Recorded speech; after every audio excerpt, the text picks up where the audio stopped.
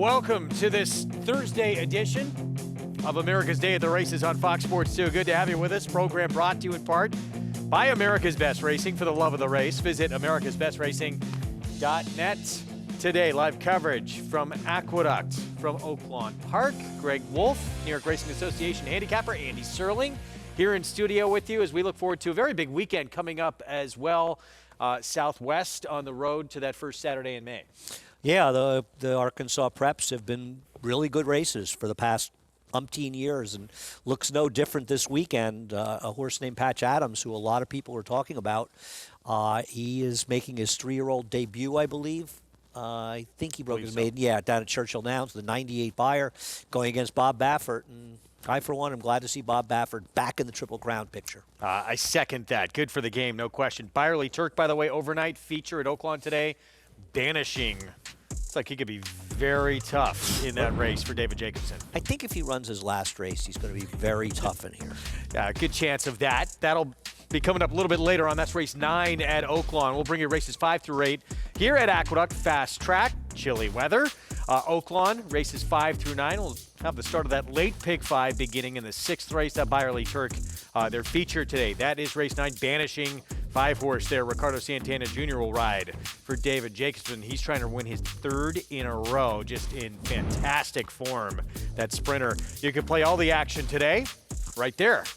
Get signed up, started at NYRA Bets. The offer, that $200 deposit match new customer bonus when you punch in that code and sign up for new members. Bonus 200, and you're ready to rock at NYRABets.com. We are coming up on race 5. We're approaching the 5-minute mark to post here. 1 1/8, 2 turns. Conditioned $35,000 claiming race. As you take a look there at the 3, Prove Worthy. This horse, a 3rd off the bench. Rob Falcone Jr. This is surprising to see this horse as the 8-5 favorite. Yeah, I mean, it's almost as though people just assume that the race is going to fall apart. Now, I don't know that this horse will be favored by post time. You have to imagine Bold Endeavor will be favored. Prove Worthy is the horse, if you think between the 1, the 5, and the 6, something's got to give, then Prove Worthy becomes the horse to beat. And he did run a big figure last time. The problem I have is most of his numbers aren't as strong as his last race, and you run back to it, you're kind of assuming that one of the speeds won't win. Well, to be fair, Bold Endeavor's had his chances, and he hasn't been getting it done, though he draws well outside the other speeds. And Certified Loverboy, who I think is very dangerous here, goes out for Ray Handel, who had a giant Saratoga, but it has not been easy sledding since Saratoga for Ray's barn. I'd be surprised if Certified Loverboy is a bigger price than the 3 when the gates look open. At the multi-races here. We'll see. Here's the horse who should be favored by post time, Bold Endeavor. Last time out, while he did get beat at odds on at a short price, pretty good horse who finished ahead of him. It's a 13-time winner with 10 runner-ups. But he was a distant second, but he has some very fast races to go back to. He does, and I like for him that he's drawn outside the other speeds. Okay, Cantermachi, his horse has been running very, very well, but it's still a horse taken from Linda Rice. Voided claim 2 back. There are some questions with him, but he is the horse to beat. I'm looking at the multi-race bets. Believe it or not, in doubles, Certified Loverboy is a slight favorite over the 6 Bold Endeavor. And as you pointed out with Prove Worthy, he's actually the 4th choice in the doubles with the number 5 Confabulation for Rick Dutrow, who didn't win the last race. His brother Tony did, but I feel like Rick may have been handling him, as Tony's probably not in New York at this time. Well, let's go back to Certified Loverboy. Ray Handlebarn, Romero Mirage, who gets a leg up right there. Romero's been riding terrific of late. What'd you like with this horse? I was thinking he might be the speed of the speed, and I never worry about Romero. He's aggressive. He's already got a win in today's card. And I thought maybe he could prove to be the speed of the speed, and he was in just way over his head last time. I liked his race 2 back, and despite the fact that Ray's barn's been a little cold, I have a lot of faith in Ray, and I think he'll end up winning races. And sometimes when you go through those bad runs, they turn around. And when they turn around, they'll turn around in a big way. He wants to be forward. Confabulation, of course, the 5. He wants to be forward.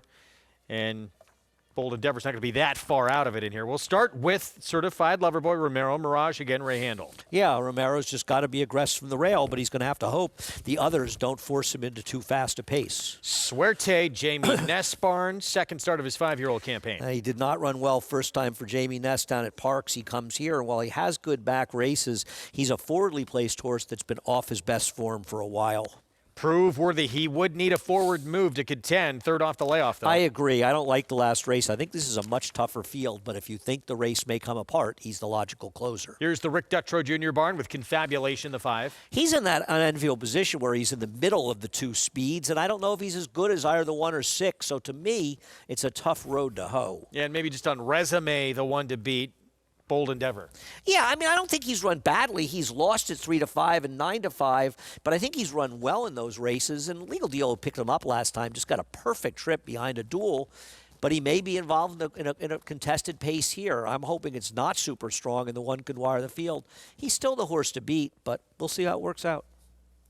3 minutes to post now, 2 minutes away from race that's going to kick off this Pick 4. You can follow along with free Equibase past performances, all the races we bring you on today's program. Go to NYRA.com/TV schedules. It shows you right there.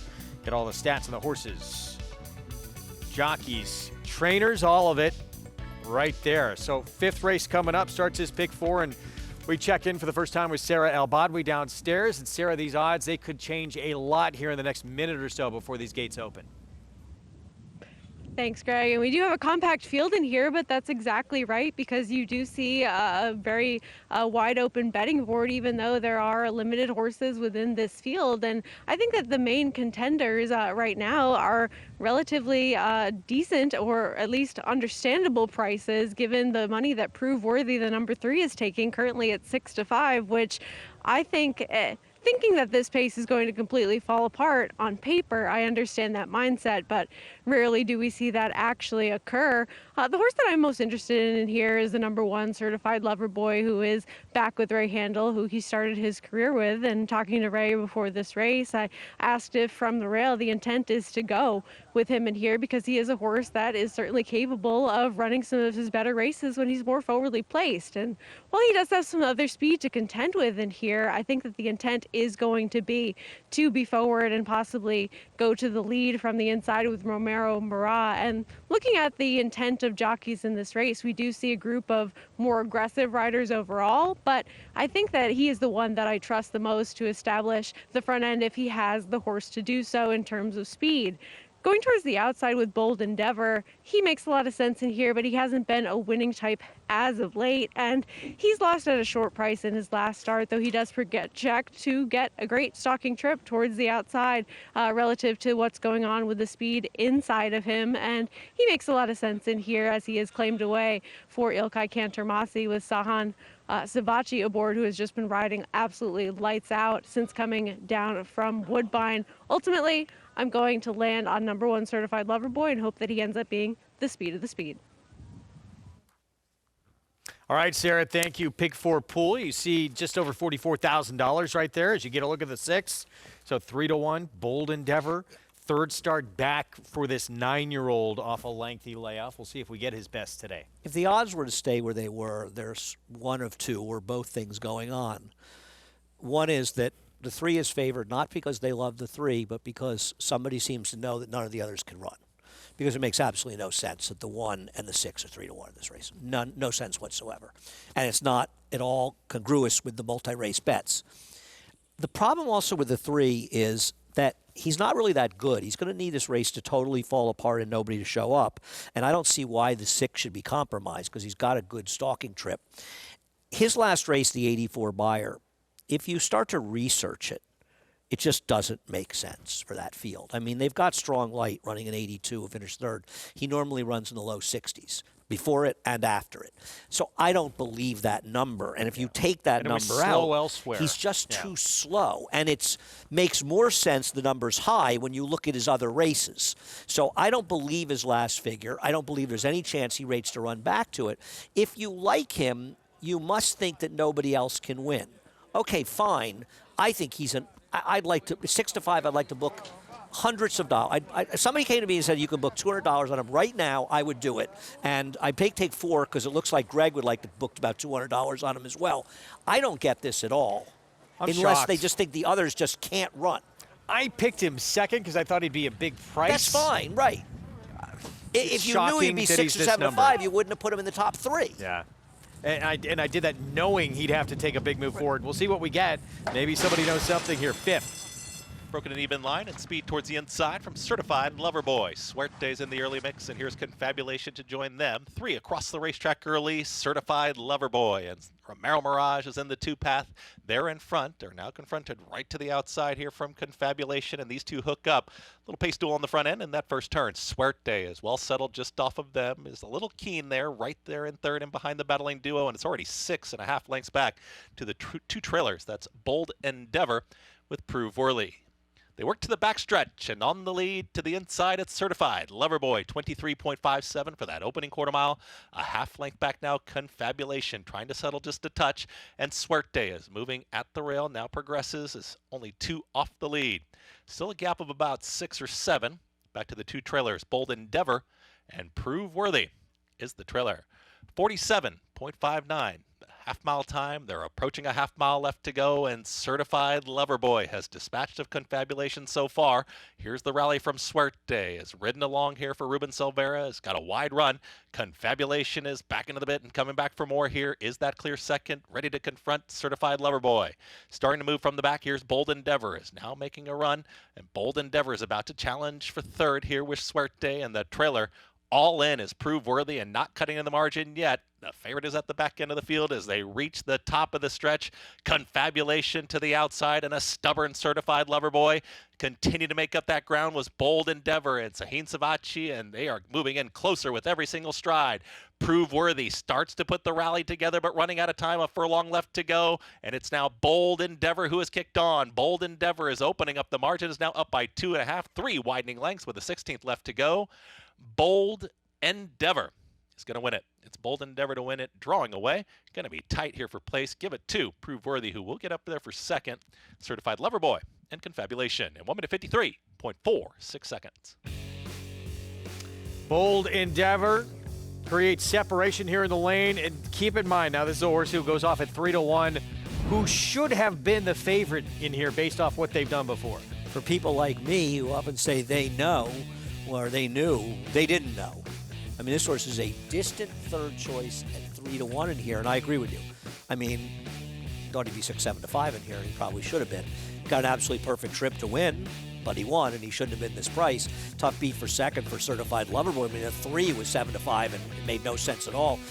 He got second by, he was just the luckiest horse in history to get second, right? Did it get tight in there at all with the 5 and the 6 mid-stretch? I don't really know. They were probably both looking a little like drunken sailors down the lane, having battled in a pretty competitive pace. I mean, 23.57, 47.59. The 3 got second, but he never did any running whatsoever in this race. I mean, he really far and away ran the 4th best race. The 1 and 5 ran much better than he did. But this horse, perfect trip or not, and there's the head-on. But my guess is they were both staggering. Outside red cap. Looks like the 5's actually coming out into the 6 from first look. Yeah, I think it appears to be fine. Yeah. Unless they have it late.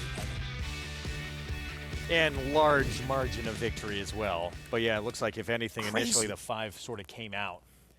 3-1 on this horse. I'm really Once upset. Nobody every came once- up and let us book the 3. I'm a little upset. I tried. Probably the sharpest handicappers, I would say, in the country, but every once in a while they miss one. This one was odd. Now, the 1 and 6 were $9 and $9.50 in the doubles for $1, so they both took a very similar amount of money. So they were betting doubles, but not in the win pool. Yeah. Very strange. Jolly Tommy, 15-1, kicks off the post parade here at Oaklawn for the 5th condition $10,000 claiming race. Boy, And the here races is are tough. BLE. BLE looks in a little bit tough in here. What do you think? And the rails off the yes. of a wave, or I don't like the one either. Vivir con Alegria. Brad Cox off the claim. Well, I mean, you've got just this crazy drop from 40 to 10. I don't know how you take a stab against it, but I don't know how you bet the horse. Asset basis. Four-time winner. An ex-Klarovich horse originally. Had to be with that name. Yeah, I believe so. Right here many years Burning Leaves at 11-1. Rocco Bowen rides. I think this horse is only interesting because he's dropping, and there's so many horses that are lower-level horses. I think this horse is an overlay at 11-1. 10-year-old debut Canadian Game. Yeah, I don't think he's good enough. Here's Drifter. Walter De La Cruz rides. Yeah, I mean, he's another one that's dropping, and for the very reason he's dropping, I think you should give him another look. Joseph Romero riding Contrabandista. Comes off a second. His last race was a big improvement, but it was a muddy seal track, and I'm wondering if that's what moved him up. I thought this was a major player. Candy for Carmel. I don't disagree with you. This horse is certainly dangerous, has been running against some better horses, and has to be considered in here. Steve Asmussen, son Keith, Cool Memory. I mean, I guess that he's not impossible in here, but he's another one coming out of much lower level races out of town. Peter Miller Barn, Granada Flavor. If you like him, you're just assuming he had the slop last time, which isn't the worst idea. At 7-1, he's not a terrible play. And just like Magic, third off the layoff. It's going to take more than magic to get this horse home. Yeah, big price outside. Back to Bold Endeavor's win. Bettors missed this one. Horse who should have been favored goes off 3-1. First off to claim, Ilkay Cantermachi Barn. 9th career victory for this 9-year-old. Even if I don't bet the horse, I'm always happy to see OK in the winner's circle. They are good trainers and they are good people. Yes, they are. I think they're two of the more. He and his brother Matt are two of the more popular people around the track. But I think lost in that sometimes, is that they're also extremely good horsemen, and his horses have been running very, very well lately. Great to see them doing well.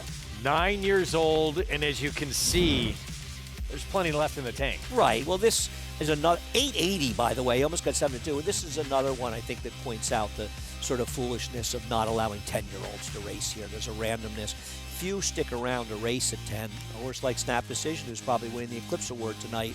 The ones that are around, there's a reason they're still racing at 10. All right, back to Hot Springs, Arkansas. Mile and a 16th in this race for 4-year-olds and up who have never won 3 or which have not won a race since July 20th of last year, the condition. So I don't know what the exact number is for Brad Cox because these PPs were printed for Sunday before they'd even run last week. And I don't believe he's won a race, so he must. What do you have? What do you have? I have 0 for 25. I have 0 for 21. Okay. I mean, he's got to be 0 for 25 or even higher at this point.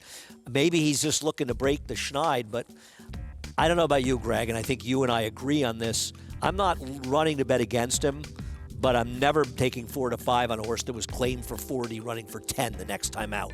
Too many red flags for me. And I guess if I was going to take somebody else, I'd take the number 5, Burning Leaves. Yeah, it is. We mentioned it last week. One of the great trainers in our sport. And that's Brad Cox, Eclipse Award-winning trainer. It is a story in itself that he's not won at this meet. He'll get his wins. He had plenty of time. I think his career's not over yet. But, but it is right amazing. now it's important. He's 4 to 5 here with a drop down. Big dropper, though. Could end here with the 3 and get him on the board. Let's go to Matt Dinnerman for the call. Canadian Games in just like magic to the outside post at 76 to 1. 8.5 furlongs, race 5. We're ready to go. And they're off. Awkward move at the start for Byerley. Good break from the favorite Vivir con Alegria, who's on the lead today. Drifter taking second with Canadian Game. Contrabandista eases off that pair, is 4th ahead of Asset Basis. Jolly Tommy is scraping paint going into the first turn run here. Then comes Burning Leaves, Cool Memory. They're side by side. Byerley, not a good go for him. Has to slam on the brakes. He's keen behind the speed. Doesn't like that kickback in his face, it appears. And his 4th last with Candy for Carmel. Second to last, Granada Flavor, and just like magic is trailing as the dozen runners swing up the backstretch. Vivir con Alegria on the lead today on a hold here by Julian Leperoux on the front end. Leads 3/4 of a length from Drifter. Jolly Tommy getting closer on the inside, 1.5 lengths behind. 1.5 lengths more to Canadian Game, then a pair. Contrabandista, Asset Basis. They're side by side. They're 4 ahead of Cool Memory. Burning Leaves shaken up, needs to improve. Byerley still well out of it, and a big space to Candy for for Carmel. Granada Flavor, just like magic,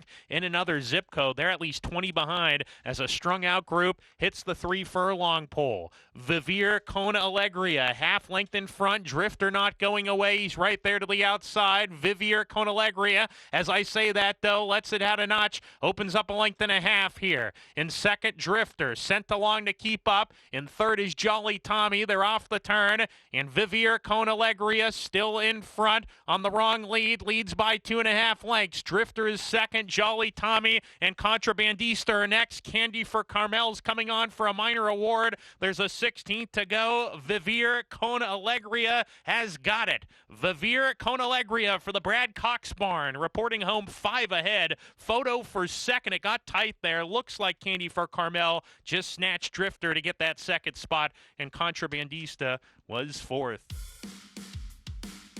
I would say here, one W-O-N and done with Vivier Kona Alegria. Big drop in class. Brad Cox on the board finally here in Hot Springs.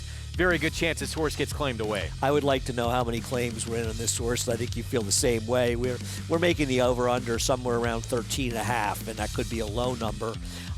Just obviously much the best. Do you think Brad's really breathing a sigh of relief? I think Brad's probably thinking, here's what Brad's probably thinking. God, it's pathetic. I had to drop this horse like this to win a race out there. Something tells me Brad's got a lot of more weapons to come, and I think he's going to have another good year, as he always does. Vivier Kona Alegria, no doubt about it. Winner. Big drop in class. And gets it done rather easily here at a mile and a 16th. Julien Leperoux, more on him later in the show as well. Teaming up with this 7-year-old from Brad Cox for the W. Prices when we come back. Look who's back in Hot Springs with a big contender on the Triple Crown Trail. Bob Baffert and Gaming. Grade 1 winner, second start of his career. Getting ready to line up in the Southwest and get some Derby points for that first Saturday in May. We'll have a preview coming up.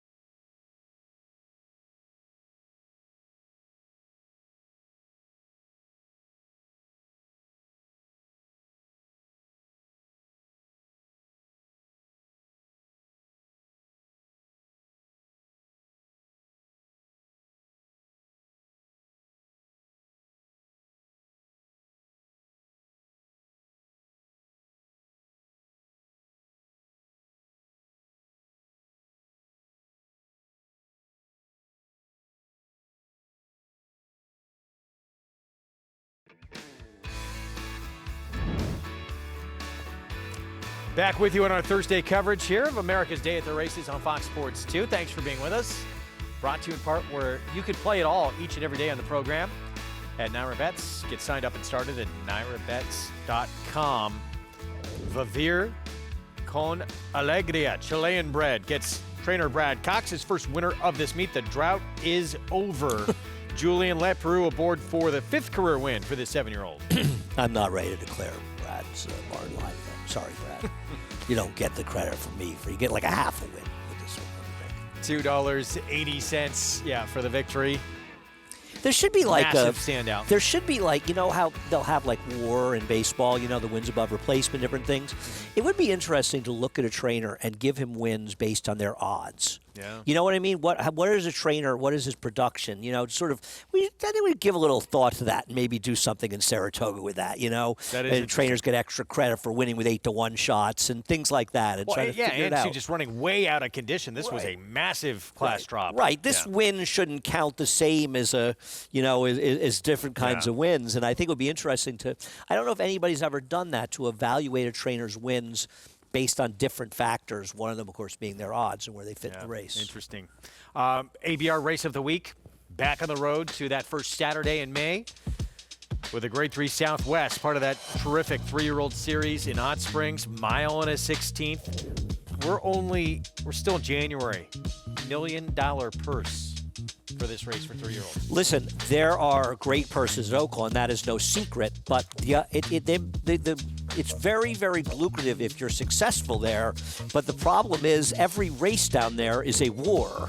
You know, nobody's giving anything away down there. And this is a perfect example. I mean, Patch Adams comes in, of course, a lot of people are talking about, and he's facing Gaming, who's super experienced at a very high level. Yeah, already a Grade 1 winner. Bob Baffert back in Hot Springs, back on this Triple Crown Trail. And Gaming, first 2 starts of his career, he looked like he could be potentially any kind. I think the thing that concerns me with him is, first of all, far and away the best figure he ever ran was in the Breeders' Cup Juvenile. And I think we all kind of agree the Juvenile is a race a little bit dressed up because of the slow pace. And it makes those horses that ran 1-2 look a little better than they may be. And also, this horse runs in early August, early September, comes to the Breeders' Cup. Then he runs a clunker in his next start, and now he's coming here. Do we think he's a little bit over-raced? This is the clunker you're talking about. Yeah, coming off that runner-up of the Breeders' Cup Juvenile. Then he runs a distant, non-threatening third at 1-2 in this race. I think you had brought this up before. I mean, trainers, they gear to get to that Breeders' Cup day. Why kind of squeeze one more out of the lemon in December in this race as a 2-year-old? Do you think that might have been the case and we're going to see a different horse in the Southwest? No, I think Bob's trying to get the money while he can. It just doesn't look to me like the way Bob would be racing a horse if he really loved the horse going forward. I mean, he's a 2-to-1 morning line favorite in $1 million race. He's running in the right race here. But I'm just not sure that Bob is running him like he considers him one of his better runners. But I don't think a lot of people would consider him one of his top 2 horses. Meanwhile, lightly raced, Patch Adams, start number 2. Talk about a coming out party. 98 Beyer speed figure in a 10.5 length victory at odds on for Brad Cox, son of Into Mischief. There's a lot to like here. It's not like he ran badly in his debut despite losing at 4-5, but he was explosive last time out. 7 furlongs and under 121. This is obviously a very good horse. We'll find out how good he is going longer. He could be a major player. Now, here's the question for you for dinner. Can you name, Robin Williams played Patch Adams. Mm-hmm. Who was his female co-star in that movie? Oh, I have no clue. Johnny, our cameraman. Yes. Monica Potter, I believe. Is that correct? I would not have got that. I would not have got that. All right. I gave you a chance. I learned new movie trivia, though. Yeah. Every day from you. I'm just worried this is going to be the beginning of a trend of naming horses after bad movies. We're looking forward to that. It's going to be a terrific race. Yep. And again, it was last year, both the Oaks and Derby winner came out of Hot Springs. Look at this terrific lineup on Saturday. Not just the Southwest. for 3-year-old fillies on the road to the Oaks. Martha Washington, in addition to several other, I always love the 5th season, but stakes stacked lineup on Saturday. It is, and Quiet Side is coming back, and they skipped the Breeders' Cup, finished second to Good Cheer, who a lot of people think might be Brad's best 3-year-old filly this year. Obviously, the winner, the juvenile winner's out, but he's got 2 very good horses, including Good Cheer, Be Quiet Side, and I think Quiet Side's a very, very nice filly. Speaking of Brad Cox, Speaking of him. he's got the 7-5 favorite here in New York coming up in the next race here. This 6th race, $10,000 claiming 7/8 of a mile event. Form was not terrific for this one last time out, but moves to the Brad Cox barn. Can he get him back to some better efforts? We'll find out coming up.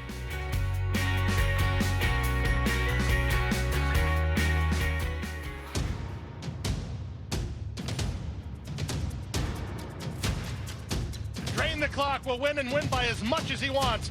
Drain the Clock will bound home the winner.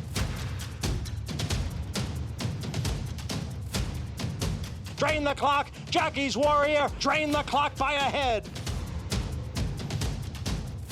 $120,000. $100,000 to the back. Horse racing? Check. Weekly promotions? Got 'em. Huge payouts? You bet. With NYRA Bets. Download the app today and bet on any track, anywhere, anytime with live HD horse races, betting tips and tutorials, expert picks, and more. You bet with NYRA Bets. Join now for a new member bonus at NYRABets.com. At the Keeneland September yearling sale, the premier thoroughbred auction venue in the world, Mandy Pope of Whisper Hill Farm signed the ticket on the $5 million sale topper by Curlin, bred by Stone Street Thoroughbred Holdings. He was one of $5 million plus yearlings by Curlin to sell. No fewer than 44 of his yearlings fell to the auction gavel, averaging nearly $600,000, making Curlin the #1 sales sire at the September sale. Curlin, the classic sire. RaceLens is the most in-depth product in horse racing, with unique features found nowhere else. True odds, predictive analysis, and pace projection. RaceLens. It will change the way you follow horse racing and take your game to the next level. Enhance your handicapping with AI Fast Facts, exclusively on NYRA Bets. Open your NYRA Bets app, click View Runner Details, and a stat-driven fact will appear for all U.S. thoroughbred racehorses. Download the NYRA Bets app to start using Fast Facts today. Back with you on our Thursday coverage in this $10,000 claiming race coming up. There's the Brad Cox runner, 7-year-old. First off, let me just ask you, what's he doing claiming a 7-year-old for a $10,000 claiming race? Well, he didn't claim it. Sandy Goldfarb did, and Sandy's an action guy. And Sandy, Sandy claimed this horse, I would say, off the race 4 back. If this horse runs the race that he ran 4 back, he'll win this race by a city block. He set a wicked pace in a race that completely collapsed and didn't fall apart until the late stages. Here it is. The problem I have is his form, which was very good sort of going in that race and consistent, has been dissipating. And obviously you're going from Dalton Brown to Manny Franco. I'm not trying to pick on Dalton, and he's ridden this horse fine, but Manny Franco's Manny Franco. It's a big upgrade. And you're going to Brad Cox from a trainer that doesn't win too many races. The problem is that claiming from low percentage barns, and we've talked about this in the show quite often, is a tricky thing to do. A lot of times it just doesn't work out. Conventional wisdom is, Brad Cox claimed from a trainer wins a low percentage. Gosh, this horse is going to improve a pole. I picked him. I'm not against him, but these horses, more often than not, underachieve. He sure found the right field, especially with the 7 scratching. He was in, and I know it's 20,000 2 starts back, which is a lot tougher than this group. Right. But it was a really tough 20,000 claiming. Running Ray. I'd like him in here. He won against 40 right before that. He won at Saratoga against a tough But doesn't group. this last race worry you a little bit? Yeah, absolutely. That worries me a little bit. I'm not picking against him. The one's got a 10-pound bug rider, and not trying to be overly harsh, but people are betting serious money in these races. And we saw him ride the other day, and he was a little lost out there. It's early in his career. He could turn out to be the next Irad Ortiz, and I wish him success. But right now, he's not a jockey you can be a lot of confidence in.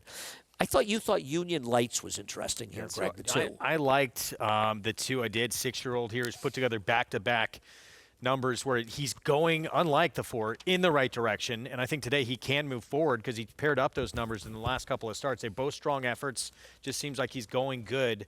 And he's run effective a little bit longer, too. So I'm not concerned about 7 furlongs being an issue. Yeah, I'm not trying to beat the favorite in here, but I have no issue with anybody that wants to give me an alternative. Start with Blake B and this young 10-pound apprentice getting an opportunity. Blinkers on. That's my concern. The rider is my concern. For a horse that's supposed to be forward, I wonder if he will be with this rider. So here is the aforementioned Union Lights, John Toscano Jr. barn. Yeah, we'll see how much pace he gets to run at. He does stretch out a little bit. And I know you like him. Brad Cox, heavy favorite, first off the claim with his 7-year-old. Fascinated to see what this horse does. I think he's going to be tough to beat, but I can understand some people that have reservations. I don't like claim for 12.5, running in for 10,000 right away. Retail man, Sahin Savachi. Sarah talked about him earlier, making an impact here in New York. Guy can ride. New gelding also. My problem with this horse is it appears his best form at Finger Lakes does not get reproduced in New York. Prince of Joy, last start, put him in the right direction. He's kind of like that Let's Make a Deal where there's often a can of squid behind the curtain, but occasionally there's $1 million because every once in a while he runs a huge race. And here's Bar 14, who we used to like a long time ago. His form is completely dissipated. You know, it's almost a year since you and I were here in the mud when we begged everyone to bet him at 8-1 on the big speed track, and he got the money. It just feels like, sadly, his form is badly fallen apart, but he's got a lot of speed. 2 minutes of post here in the 6th. Take advantage once you're a member of NYRA Bets, of Track Stats. Bet smarter, win bigger, get the inside track and all the handicapping angles. Find out how many winners are closing from the back of the pack at Aqueduct. For more stats on tracks across the country, go to NYRABets.com. So minute to post here in the 6th coming up. Now 4-5 on this favorite for Brad Cox off the claim as we head to Sarah. And Brad Cox able to get off the duck over at Oaklawn and now looking to take this race as well. And as Andy touched on earlier, with the race a couple starts ago for All About the Money, if he runs anything like that monster performance where he was forward in a race that completely incinerated from a pace standpoint and still finished 4th, beaten only about a length as the top 3 were all in the same photo finish, of course he's going to do well for himself here, but it's sort of that question of whether or not he can get back to that race. And it seems as though with the blinkers going on, Blake B yet again in his career first time for these connections, that they might want to have him show some more of that early speed that he can show on occasion. And usually when he's run his more successful races, he has been forwardly placed. So I expect that from the inside, that might be the intent. Whether or not that ends up being executed, as was touched on the desk as well, with a more inexperienced rider that's still learning, remains to be seen. But it seems as though the intentions are for him to be forward in here. All About the Money, he was far back and out of position in that race where he did not do well directly following that monster 4th place effort. And then in the 2 starts since then, while he didn't run particularly well, he's coming out of 2 very productive races. So this spot coming in here, him being a heavy favorite that he is, it all makes sense, and I'm not looking to try and beat him in here. But I will say he just seemed kind of quiet in the paddock in comparison to a horse like Blake B, as well as several others in here. So for a horse that I want to be forwardly placed, and I have no frame of reference for what is normal for him, that's not typically the kind of attitude I want to see prior to a race, whereas the horse to his inside that can show speed from time to time, Blake B, seems like all systems are a go with him to try to secure some forward position in this spot, but not trying to beat All About the Money. Public is not either. Thank you, Sarah. 3-5 on, yes, it's moving to Brad Cox, one of the best barns in the game, but a horse whose last race was abysmal. Yeah, every decision, handicapping is one thing, but decisions you make are based on price. Now, I think I'd rather bet him at 3-5, frankly, than the one who I scratched into my second choice at 5-2 in here with this rider. If I was looking to go elsewhere, I'm not sure where I'd go. Maybe I take a stab with Prince of Joy, who didn't run that badly last time and occasionally runs those good races. Listen, I don't know what to tell you. I picked the 4. I didn't think he'd be this short. I also thought the 7 was going to run. I don't want to make a case against him, and I don't have a horse I want to bet my money on, so I'm not picking against him. There he is in those black and gold silks, the 3-4 favorite. Public convinced that one of the top barns in this sport can turn that form around for the 7-year-old. Willing to put a line through that last start, last really couple of starts. And we'll see if he can, in fact, do that. Manny Franco rides, set for the 6th in this $10,000 claiming sprint. It's 7 furlongs. Chris Griffin with the call. Away. Goes in. Prince of Joy.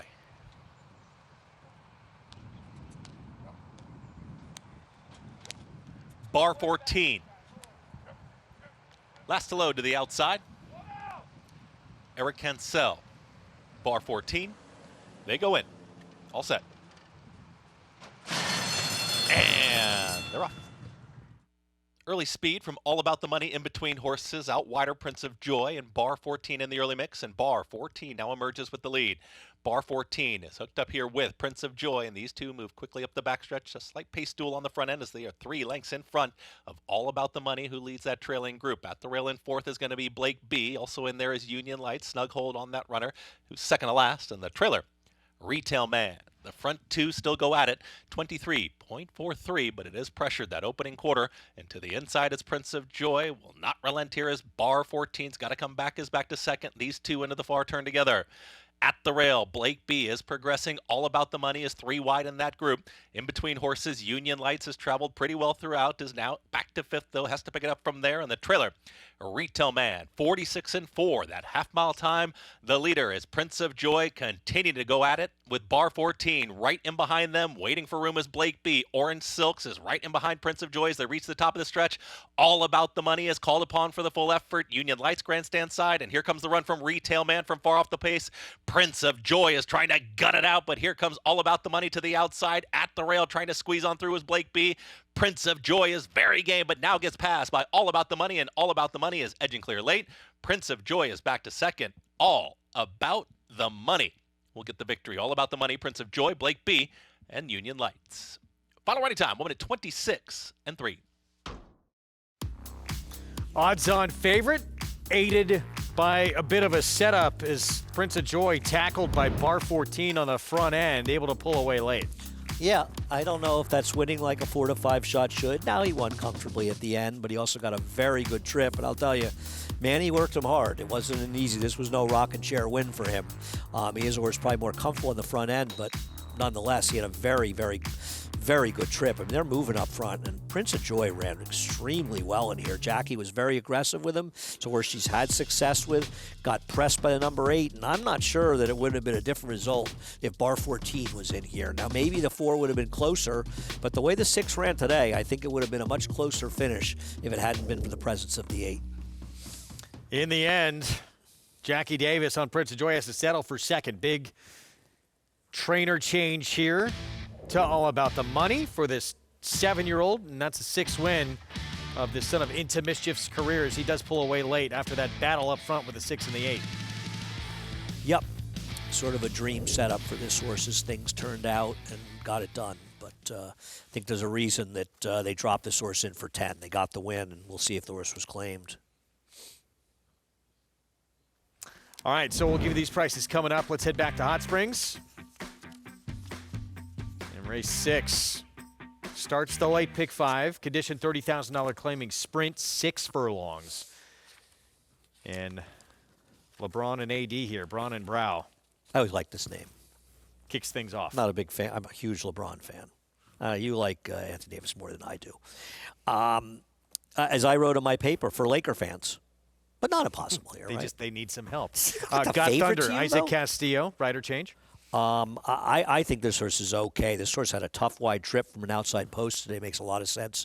Chip off the old block, went by Jackman, a horse who had a crazy win streak going on a few years ago. Do you get this horse being favored in this race? No, I don't they're like racing this him off horse what he at used all. to be. I agree. I don't like him. I don't like the 3, but I don't like this horse at all. Betting him off what he used to be. Vulcan went by. Here's Synthesis. And Vulcan comes as an ex-Diodora I don't like. Synthesis to Jacobson. I never knew it to a Jacobson, but he's got races. Give him a chance. Manta Ray, another one with a chance, I thought. I agree. I think this horse has a big chance off last time. He did have a good trip, though. I thought that he did not run as well as Got Thunder. Here's Wind of Change. Harry Hernandez rides. I couldn't make a case for this horse. 10-year-old. I have trouble taking horses that used to be in Diodoro's barn. And I thought another one who was a player outside, Haya. I'm betting this horse. I have this horse circled as my top choice in this race. I'm with you. Greg caught a muddy track last time. Has faced much better horses. I like his chances a lot. I'm going to use him with the number 2, Got Thunder. Well, let's look at Got Thunder. It's back on January 4th, 19 days ago. Winds up 4th, but less than a length beat. Well, I mean, there were a number of horses coming out of this race, right? You've got Synthesis coming out of the race. Now, I thought Synthesis kind of got himself in a little traffic among horses in here. Now, I don't think that Got Thunder ran a race where he was ever going to win. He was sort of clunky along at the end, but he was 4 to 5 wide around the track.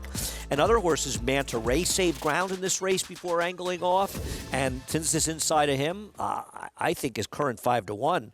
He's got to come down from that, right? I'm going to look at the Will Pays and the doubles. The 1 is the favorite, and the 2 is a second choice in here. Everybody else a much bigger price. You know what's weird? In the double, the 3 is the same price as the 4 in the double. What? Wow. It's crazy, right? And in pick 3s, the 4 is the second choice to the 1. That's really weird. It's almost like somebody mispunched with the 3. Let's give you prices from back at Aqueduct, all about the money's victory. So Brad Cox first off the claim, and it was a horse who was claimed away from him. So yes, indeed, one and done with this one. And I would have to assume, we haven't gotten confirmation, but that was the case in Oaklawn as well. 2 droppers for this barn, and 2 wins for Brad Cox. Yeah, Brad, you're getting a little desperate for wins, aren't you here? Just kidding.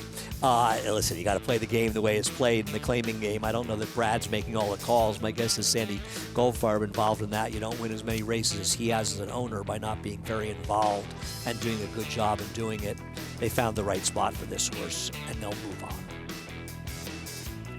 So all about the money with the victory. Just 1 for 15 last year. Starts this year off right.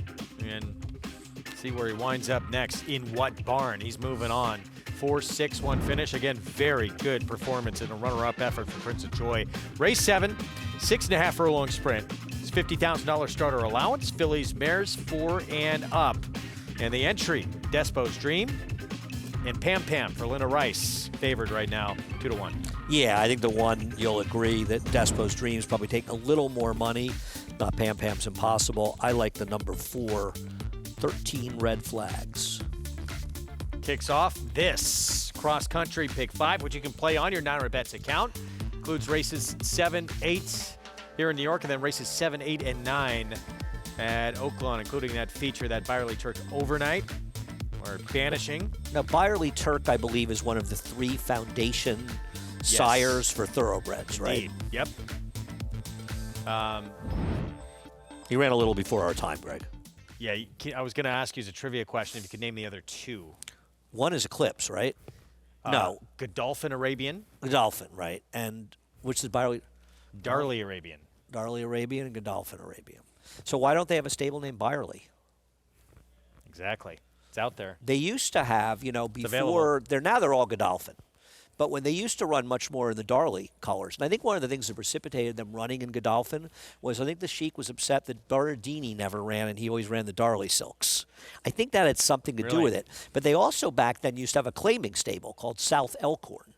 And when Godolphin dropped in for a tag, and as you may remember, the first Grade 1 winner when we covered on the old Fox, Jockey Club on Fox, Lochte, won down at Gulfstream Park in 2014. Right. He had been claimed from the Sheik, and I don't know if it was him or another horse. Wasn't that horse like 40 to 1? Oh, yeah, 40 to 1 for Marcus Vitale. I believe it was either him or another horse won a Grade 1, and they had lost him in a claim and hadn't gelded him. And I think the horse got a stud deal, and from then on, they always gelded the males when they went in for a tag.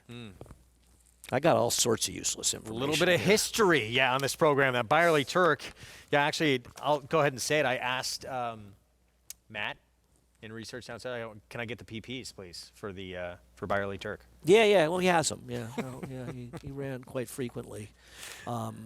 back in those days. I like the 11, who's gone down to 4-1 in this race. I bet the 11 to win a box 211 in the exact. Lakers fans all over the one here. Braun and Brow, Mark Cassibarn, Christian Torres. Second best team in LA. Yeah. Clips took a tough beat and last night, and Harden and Kawhi did not play. Celtics are struggling. They just whooped the Warriors. Here we go with a 6th. Starts the pick 5. Matt Ditterman the call. Ramon Vasquez seeking his third win on the card. Goes it. We're ready to go. And they're off. Wind of change leapt in the air at the start and is at the back of the pack after that beginning.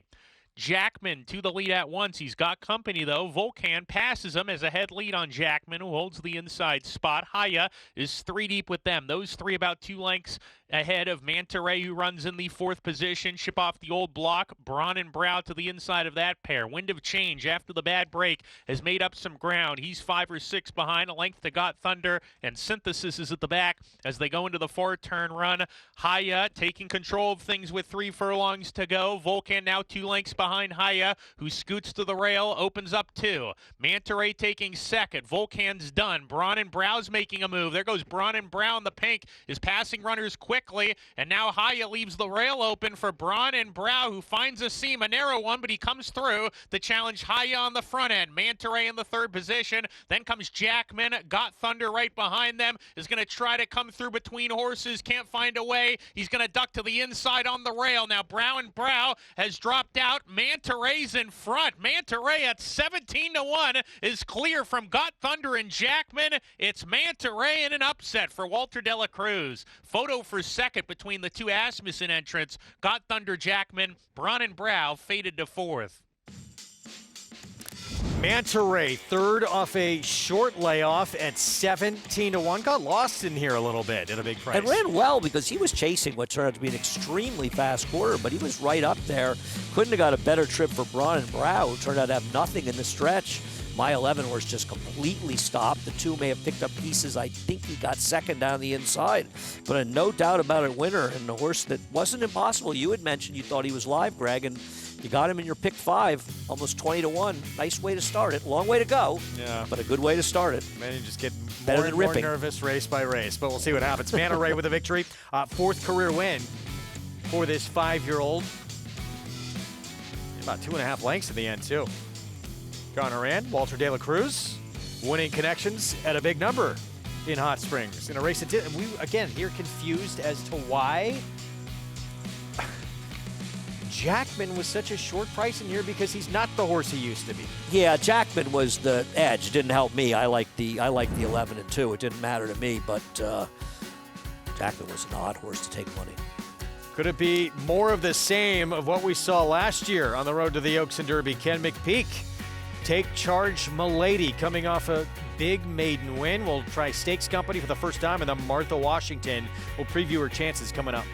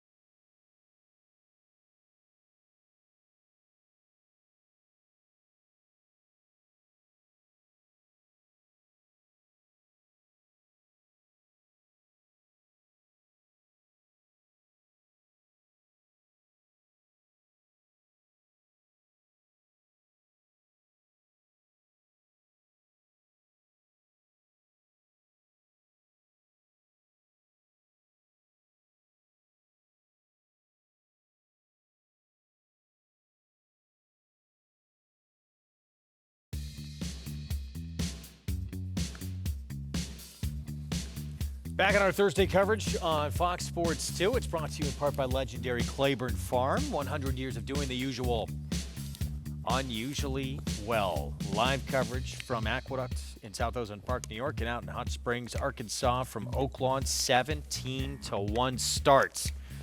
To the late pick 5, it's Manta Ray who gets the victory. John Horan, Walter De La Cruz, third start off a short layoff for this 5-year-old. Yeah, this was ran very well to win. Always in a good spot, but they were moving up front, and this race kind of fell apart in the stretch. I thought he ran extremely well. Congrats if you had him, and good luck if you're alive in the Big 5 or any multi-race bets. $37.20 for the win. Going to break, we talked about a Kentucky Oaks prep we're going to see coming up this weekend at Oaklawn in the Martha Washington mile and a 16th, 3-year-old fillies, $300,000 purse. And Ken McPeak had both Torpedo Anna, Mystic Dan, the Oaks and Derby winner, roll through Hot Springs last year. He's got Take Charge Milady coming through this year off a maiden win, winning on a muddy sealed track in early January. But he's also got Goel's Delight, the number 5, who ran a nice figure breaking her maiden first time out a mile and a 16th. I think both these horses players, and to be honest with you, I'd prefer the other one of the two because she only ran once, and also this horse did it on a muddy. It says muddy sealed. I guess it is sealed. Yeah, I don't know. Not sure what to make of her. She's improving. I'm not trying to be Quiet Side though. I think Quiet Side is a nice filly. I think she'll be very tough. Quiet Side we saw run this summer. Saratoga in the Spinaway, second to Immersive, then third to Immersive in the Alcibiades. Certainly is going to be the one to beat, but McPeak with Milady. And as you mentioned, the 5, making start number 2. Impressive debut winner at Fairgrounds, going a mile and 16th. Never easy to win 2 turns in your debut. Yeah. And she did. Yeah, no, I agree. She could be promising. I mean, sometimes they just never run back to those numbers, but she has to be considered promising off that debut. Meanwhile, already a stakes winner, an undefeated coming in for Whit Beckman here. Her Laugh, 2 for 2, winning the Untappable at Fairgrounds. Yeah, I mean, I'm not going to knock her. She's 2 for 2, as you say. The thing is, though, now she was able to get it done last time, setting what seems to be a pretty moderate pace. Now, obviously, she has a lot of speed, but so does Quiet Side.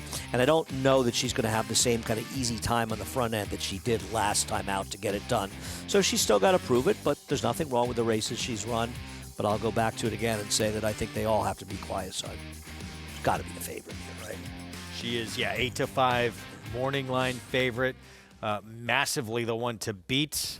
Grade 1 place and just the second start of her career behind Philly. Is going to be crowned champion in a few hours here. Yeah, she's one of the ones that there's a no doubt about it. A triple Grade 1 winner last year, Immersive. She's so good that she's probably the third best of the top 3-year-old fillies for Brad Cox. Now, she's on the shelf. We hope to see her again this summer, but Brad's got some other ammunition behind him. He had an absolutely unbelievable year last year with 2-year-olds.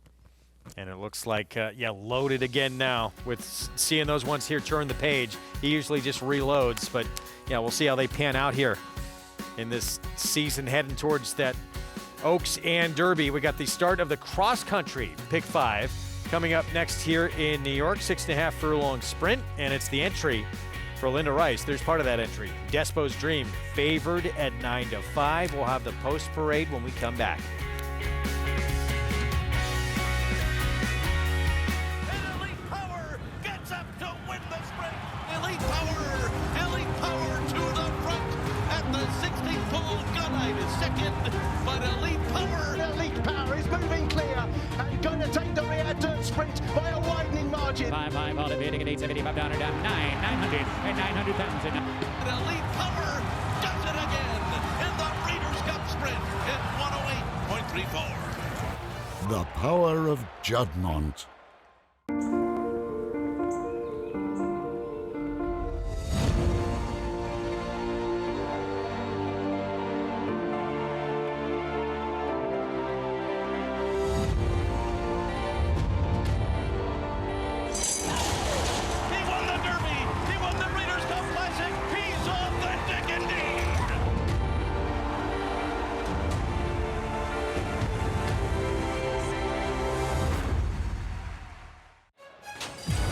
What's at stake? $1 million purse. Oaklawn Stakes races are where horses step out of the shadows and into the spotlight, and where Triple Crown dreams begin. The Southwest Stakes is coming.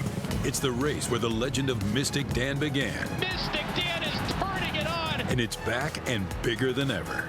Big crowds, big names, and a big old payday. Mystic Dan, a dominant win. This is your Oaklawn.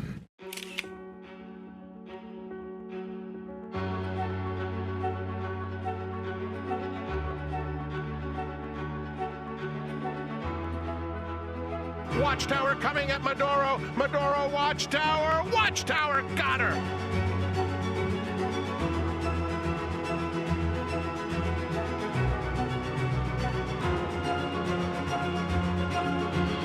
De Marchelier, standing at Claiborne Farm.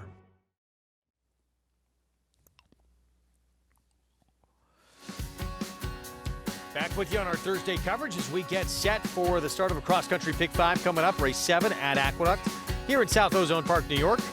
6.5 furlong sprints, $50,000 starter allowance company, where the entry, who we showed you going to break, Despo's Dream for Linda Rice, the one who'll break from post 4. And entry mate and stablemate, Pam will get post 6.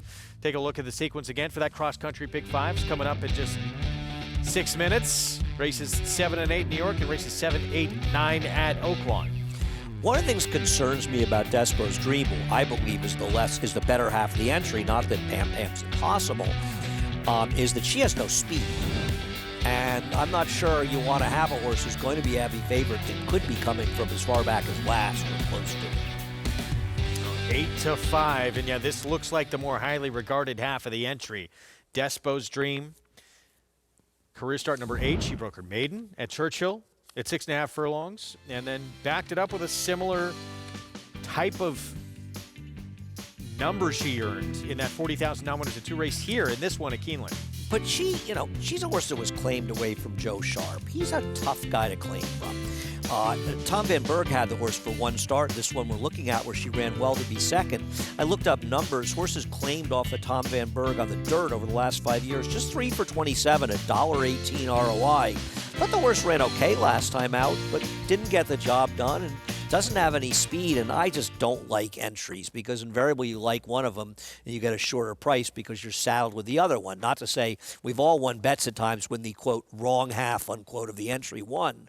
But having said that, I just need to get rid of entries. I think in 2025, it's just insane that we still have entries in New York, especially considering most jurisdictions have gotten rid of them. Meanwhile, here's the one who has the rail, Grammy Girl, coming off a sort of where did it come from performance. Best race that she has ever ran. It was a win here at Aqueduct at 7/8 of a mile. That's the problem. You know, you look at her and Spencer Tiaro's outside of her that hit the wire together in this race, and both of them, it's clearly the best figure they've ever run. Those are figures I often take with a grain of salt. And if you look at Time from US, they have the race slower. And in this particular case, I'm going to kind of side with the fact they may be coming out of a slower race. So as much as I respect Horacio De Paz, who I think is one of the better trainers in the game right now, especially for guys who are a little under the radar, I just wonder if that last race is really reliable from a speed figure standpoint. Meanwhile, leg up, Romero Mirage, 13 red flags, 5-1 right now, third off the layoff, and I know you like this one. You know, this is one, you look at Amir Shockley.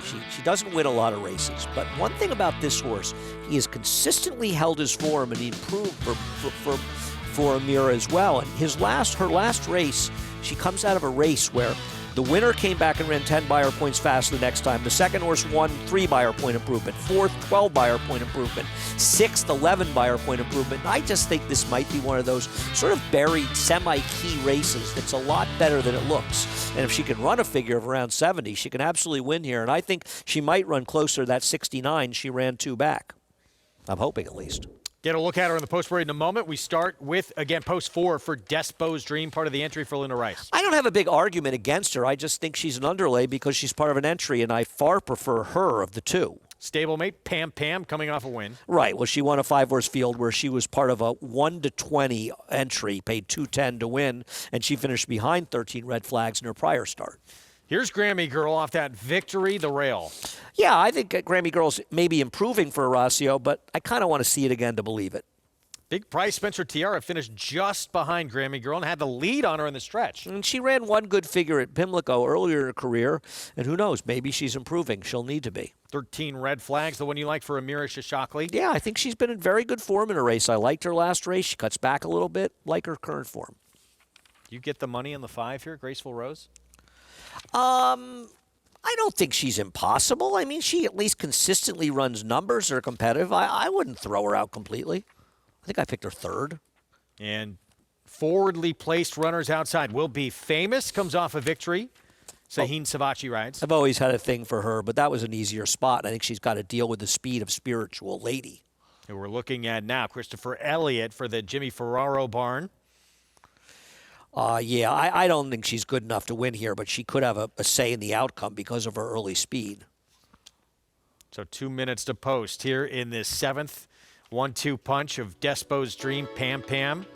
Favorite at 6-5. You can play all the action by getting signed up, started with NYRA Bets. Bonus 200 code to use at sign up to get that $200 deposit match sign up bonus. Again, right there at NYRABets.com. Cross country wager starts in this race coming up. And with more on the favored entry, we head down to Sarah.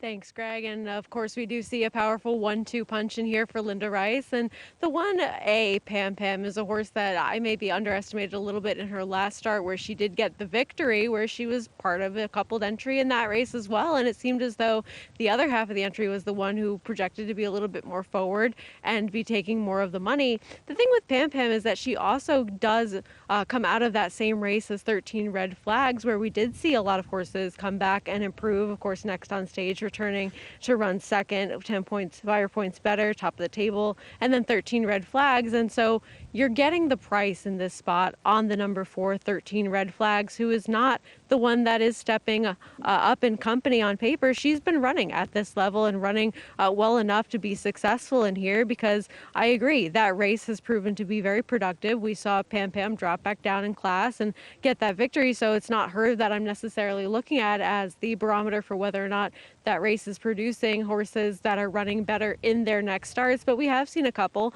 able to maintain their form, and it seems as though now third start of the form cycle for 13 Red Flags, she is coming back into some of her better races, whereas others haven't been facing the same kind of fields that she has been over her last 2 starts. So ultimately, that's where I'm going to land in this spot, and I don't think she's going to be quite as pace compromised, because I like that Romero Mirage got her a little bit more forward in that last start, and hopefully she can stay in contact with this field. See what happens. She is 9-2 as the entry dips down to 4-5 now for Linda Rice. Yeah. Entries to me are just a disaster, and I know you get the insurance of the other horse, and just because you may not like the other horse doesn't mean the horse can't win. But I still think that in 2025, people should be allowed to bet on the horse they like and not get saddled with another horse. Having said that, I don't like the 1A at all in here. I could see the 1 winning. Her lack of speed really worries me. Not impossible. I have no problem with them, but I just kind of prefer the 4, and I look to avoid entries at all costs if possible, because they're just undervalued. See what happens here. Yeah, Despo's Dream, Pam Pam. I mean, even this is awfully short, isn't it? I mean, it's, as an entry, I know both can win. They both can win. I think it's much more likely the 1 wins. And the 1A won sort of a fake race last time out. Her prior race wasn't very good, but she has good figures going back. It's not impossible. They might run 1 too. I just prefer the 4. See what happens here in the 7th. Again, starts this cross country. Pick 5. There is the little bit more highly regarded half of that entry. Manny Franco will be aboard. First off the claim, Linda Rice, Kentucky claim, where she's had so much success claiming those horses, bring them here to New York. See if she can get another one here with this 4-year-old filly. Chris Griffin with the 7th from Aqueduct. All set. And they're off. Good speed from Spiritual Lady right out to the front. Broke very nicely, is up by a quick neck. Here, joining this leader is Will Be Famous, and now down towards the inside, it's Spencer Tiara. And Eric Kensell, they joined that early fray, 3 across the racetrack. 13 Red Flags. Just got passed towards the inside here by Grammy Girl, who's now going to claim 4th. Back there to 5th is going to be 13 Red Flags. Then comes the entry. It's Pam Pam to the outside of Despo's Dream, and the early trailer, Graceful Rose. They get set to work into the far turn, and the leader, Spencer Tiara, with a head in front. In pursuit, it's Will Be Famous right there in second. Then it's another pair in behind them. Grammy Girl is towards the inside of Spiritual Lady. They're 3rd and 4th. Shoved along is 13 Red Flags. Romero Mirage is all in there from 5th, trying to cut into the margin. The entry trying to pick it up. Pam Pam is to the outside of Despo's Dream, and still far back, Graceful Rose. They get set to reach a quarter-mile left to go. Spencer Tiara is still duking it out here with Will Be Famous out in the center of the racetrack. Grammy Girl is in the 3-path and trying to chase these leaders too. Spiritual Lady's trying to commence a rally. It's Spencer Tiara who's got the lead. Spencer Tiara has a furlong left to go, and Grammy Girl is the only one within range. Here comes Grammy Girl down the center of the racetrack. The leader is Spencer Tiara. Grammy Girl is running out of time. Spencer Tiara almost there. Spencer Tiara wins it. Grammy Girl second, then 13 Red Flags, and then came a photo. That's going to be Will Be Famous with the oncoming Graceful Rose in race 7. Spencer Tiara with the victory here. Elizabeth Merriman Barn, Eric Cancel aboard. It just missed against Grammy Girl when they met back on December the 15th. An unusually aggressive ride by Eric Cancel. Now, obviously, the first fraction of 19.95 is completely and totally inaccurate, so we don't know how fast she went early, and the way the race was run, I don't know that they were going that quickly, the track not playing quickly, but she just ran off from the field, and it turns out that the figure from December 15th turned out to be prescient, because these two horses came back and ran 1-2. My 13 Red Flags picked the pieces for 3rd, but she did no meaningful running, and the entry was absolutely nowhere at an overbet 4-5. Wow. And Horacio De Paz, no, he was second with Elizabeth Merriman getting the money. What are we looking at from the pick 6 standpoint? There's been logical results leading into this, right? Well, certainly. Find Your Joy was 6-1. I'm looking at shake things up at 9-1, and yeah, time's wrong. This was not one tick off the track record. Oh, everything. Oh my God. Yeah. Well, I don't think they went a 19.95 first quarter, and then they came 20. Then they went 20 flat the 3rd quarter. This was an impressive race. These horses should be running in everything is wrong about this time. Every single thing is inaccurate up there. Every bit of it. Spencer Tiara, though, your winner. That is accurate. This 4-year-old filly turning the tables on Grammy Girl. And the entry, just disappointing no-show here from both halves. Well, the problem the one had was that speed held up, and the horse has no speed. So a big upset with an odds-on entry of 4-5, 9-1 start to the cross country as we get back to Oaklawn. And this 7th race, 6 furlongs, 40,000 starter allowance coming up. A lot of scratches in here. And even money favorite, we'll get to in a moment, Disco Ball. We start with a 4, Devil's Tower, 17-time winner. Yeah, Devil's Tower have been around for quite a while and run at a lot of racetracks. Does come off a huge figure running on a muddy track behind the favorite. There's Big Hat Willie. I thought this horse was very dangerous coming off the claim, but it is tough to claim horses from David Jacobson. Disco Ball's run 2 monster efforts. I don't know when the clock's going to strike 12, but this horse is coming off 6 straight wins. Has been in just razor-sharp form and is very fast. Ninja Warrior went by at 5-2. Greg Compton Barn. Here's the 9 Giant Teddy. Yeah, Ninja Warrior is an ex-Robertino, and this is a horse, Giant Teddy, trying the dirt for the first time. And Lockmore on the outside, trying to win 4 in a row, off since May. Yeah, and as a turn back off the layoff, I'm kind of assuming this is a bit of a prep for a route race in his next start, probably in all likelihood. Not that he hasn't run okay in sprints, but it's all going to come down to whether or not you think the favorite, Disco Ball, runs his race. If he does, they're just not going to catch him, and he has been in very good form. 4 minutes from this 7th here at Oaklawn. Could be a big latter half of the card for David Jacobson. See if it starts here. Back to New York, Spencer Tiara with the win. Elizabeth Merriman Barn, Eric Cancel. Yeah, aggressive with this one. Able to flip the script on Grammy Girl. Yeah, no, and a terrific aggressive ride by Eric Cancel. Seizing the lead in a race where it looked like they were just faster horses, but Eric was aggressive. And I love the aggressive Eric Cancel. I wish he was aggressive more often. Again, 9-1. Beating a 4-5 favorite. It's going to play big in the multi-race wagers. Another look here down the stretch. And really the only one with a chance to catch her late in this race. The one who finished ahead of her and did run her down when she had the lead in the stretch back on December 15th, but not this time. Yeah, there were a lot of, no-shows in here, right? I mean, the entry never got involved at all in here. It's hard for a deep closer like the one when the pace holds together as it did, but she never ran a step. And frankly, my horse, 13 Red Flags, Romero gave her a terrific ride. He got in good position with her, and she had nothing as well. I mean, she was third, but third almost by default. So Spencer Tiara with the second win of her career. $21.80 for the victory.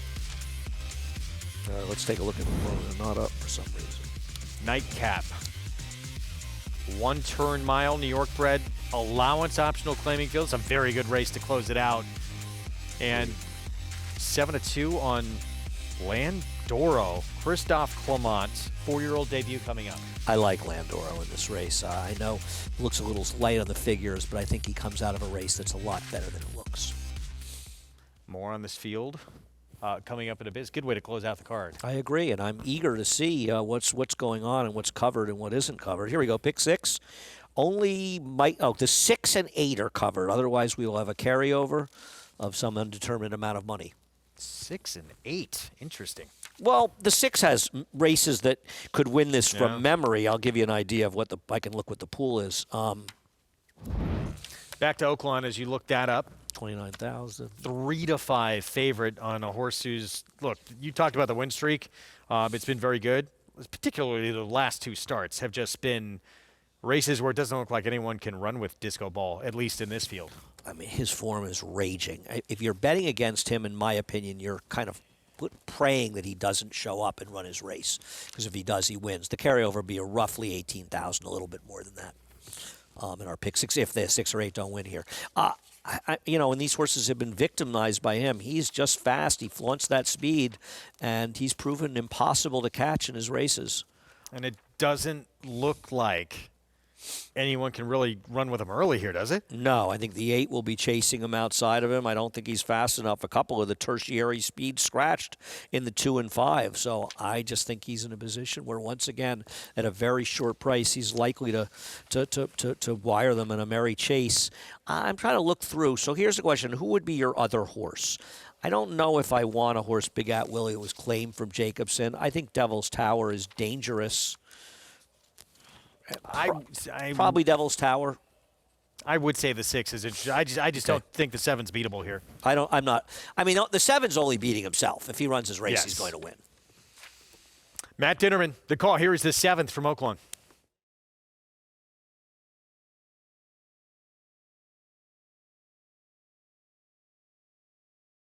Giant Teddy goes in.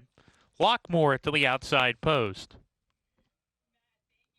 We're ready to go. And Leroff, Disco Ball did not break particularly great today, and he's in the 3rd position. Now he joins 2nd early. He likes to be on the lead, and here he comes to challenge Giant Teddy on the front end. Disco Ball wants to be up there. He's got a neck in front now of Giant Teddy. The Canadian shipper's sticking to him. And these two hook up, putting about 2 lengths on Big Hat Willie, who runs in the 3rd. Devil's Tower to the inside of Ninja Warrior. And Lockmore, the Arkansas bred off the layoff, is last. As they hit the 4-turn run at 3-5, it's Disco Ball dictating terms and clearing off. Opening up 2 with 3 furlongs to go. Puts the pedal to the metal and says, come and catch me if you can. Disco Ball a 2.5 length lead now. Giant Teddy calls it an afternoon. Big Hat Willie taking 2nd with Devil's Tower, who's on the move into the 2nd position clearly. Big Hat Willie back in 3rd. And then comes Ninja Warrior, gets to the outside for the stretch drive. Disco Ball down the stretch, switches leads by a length, a half length. Devil's Tower right there, putting up a nice run today. And Devil's Tower breezes by Disco Ball. That start at the beginning when he broke badly, it cost him clearly, as Devil's Tower, a consistent, admirable sprinter, gets it done. 2nd home, Ninja Warrior. Disco Ball fades to 3rd, and Lockmore was 4th.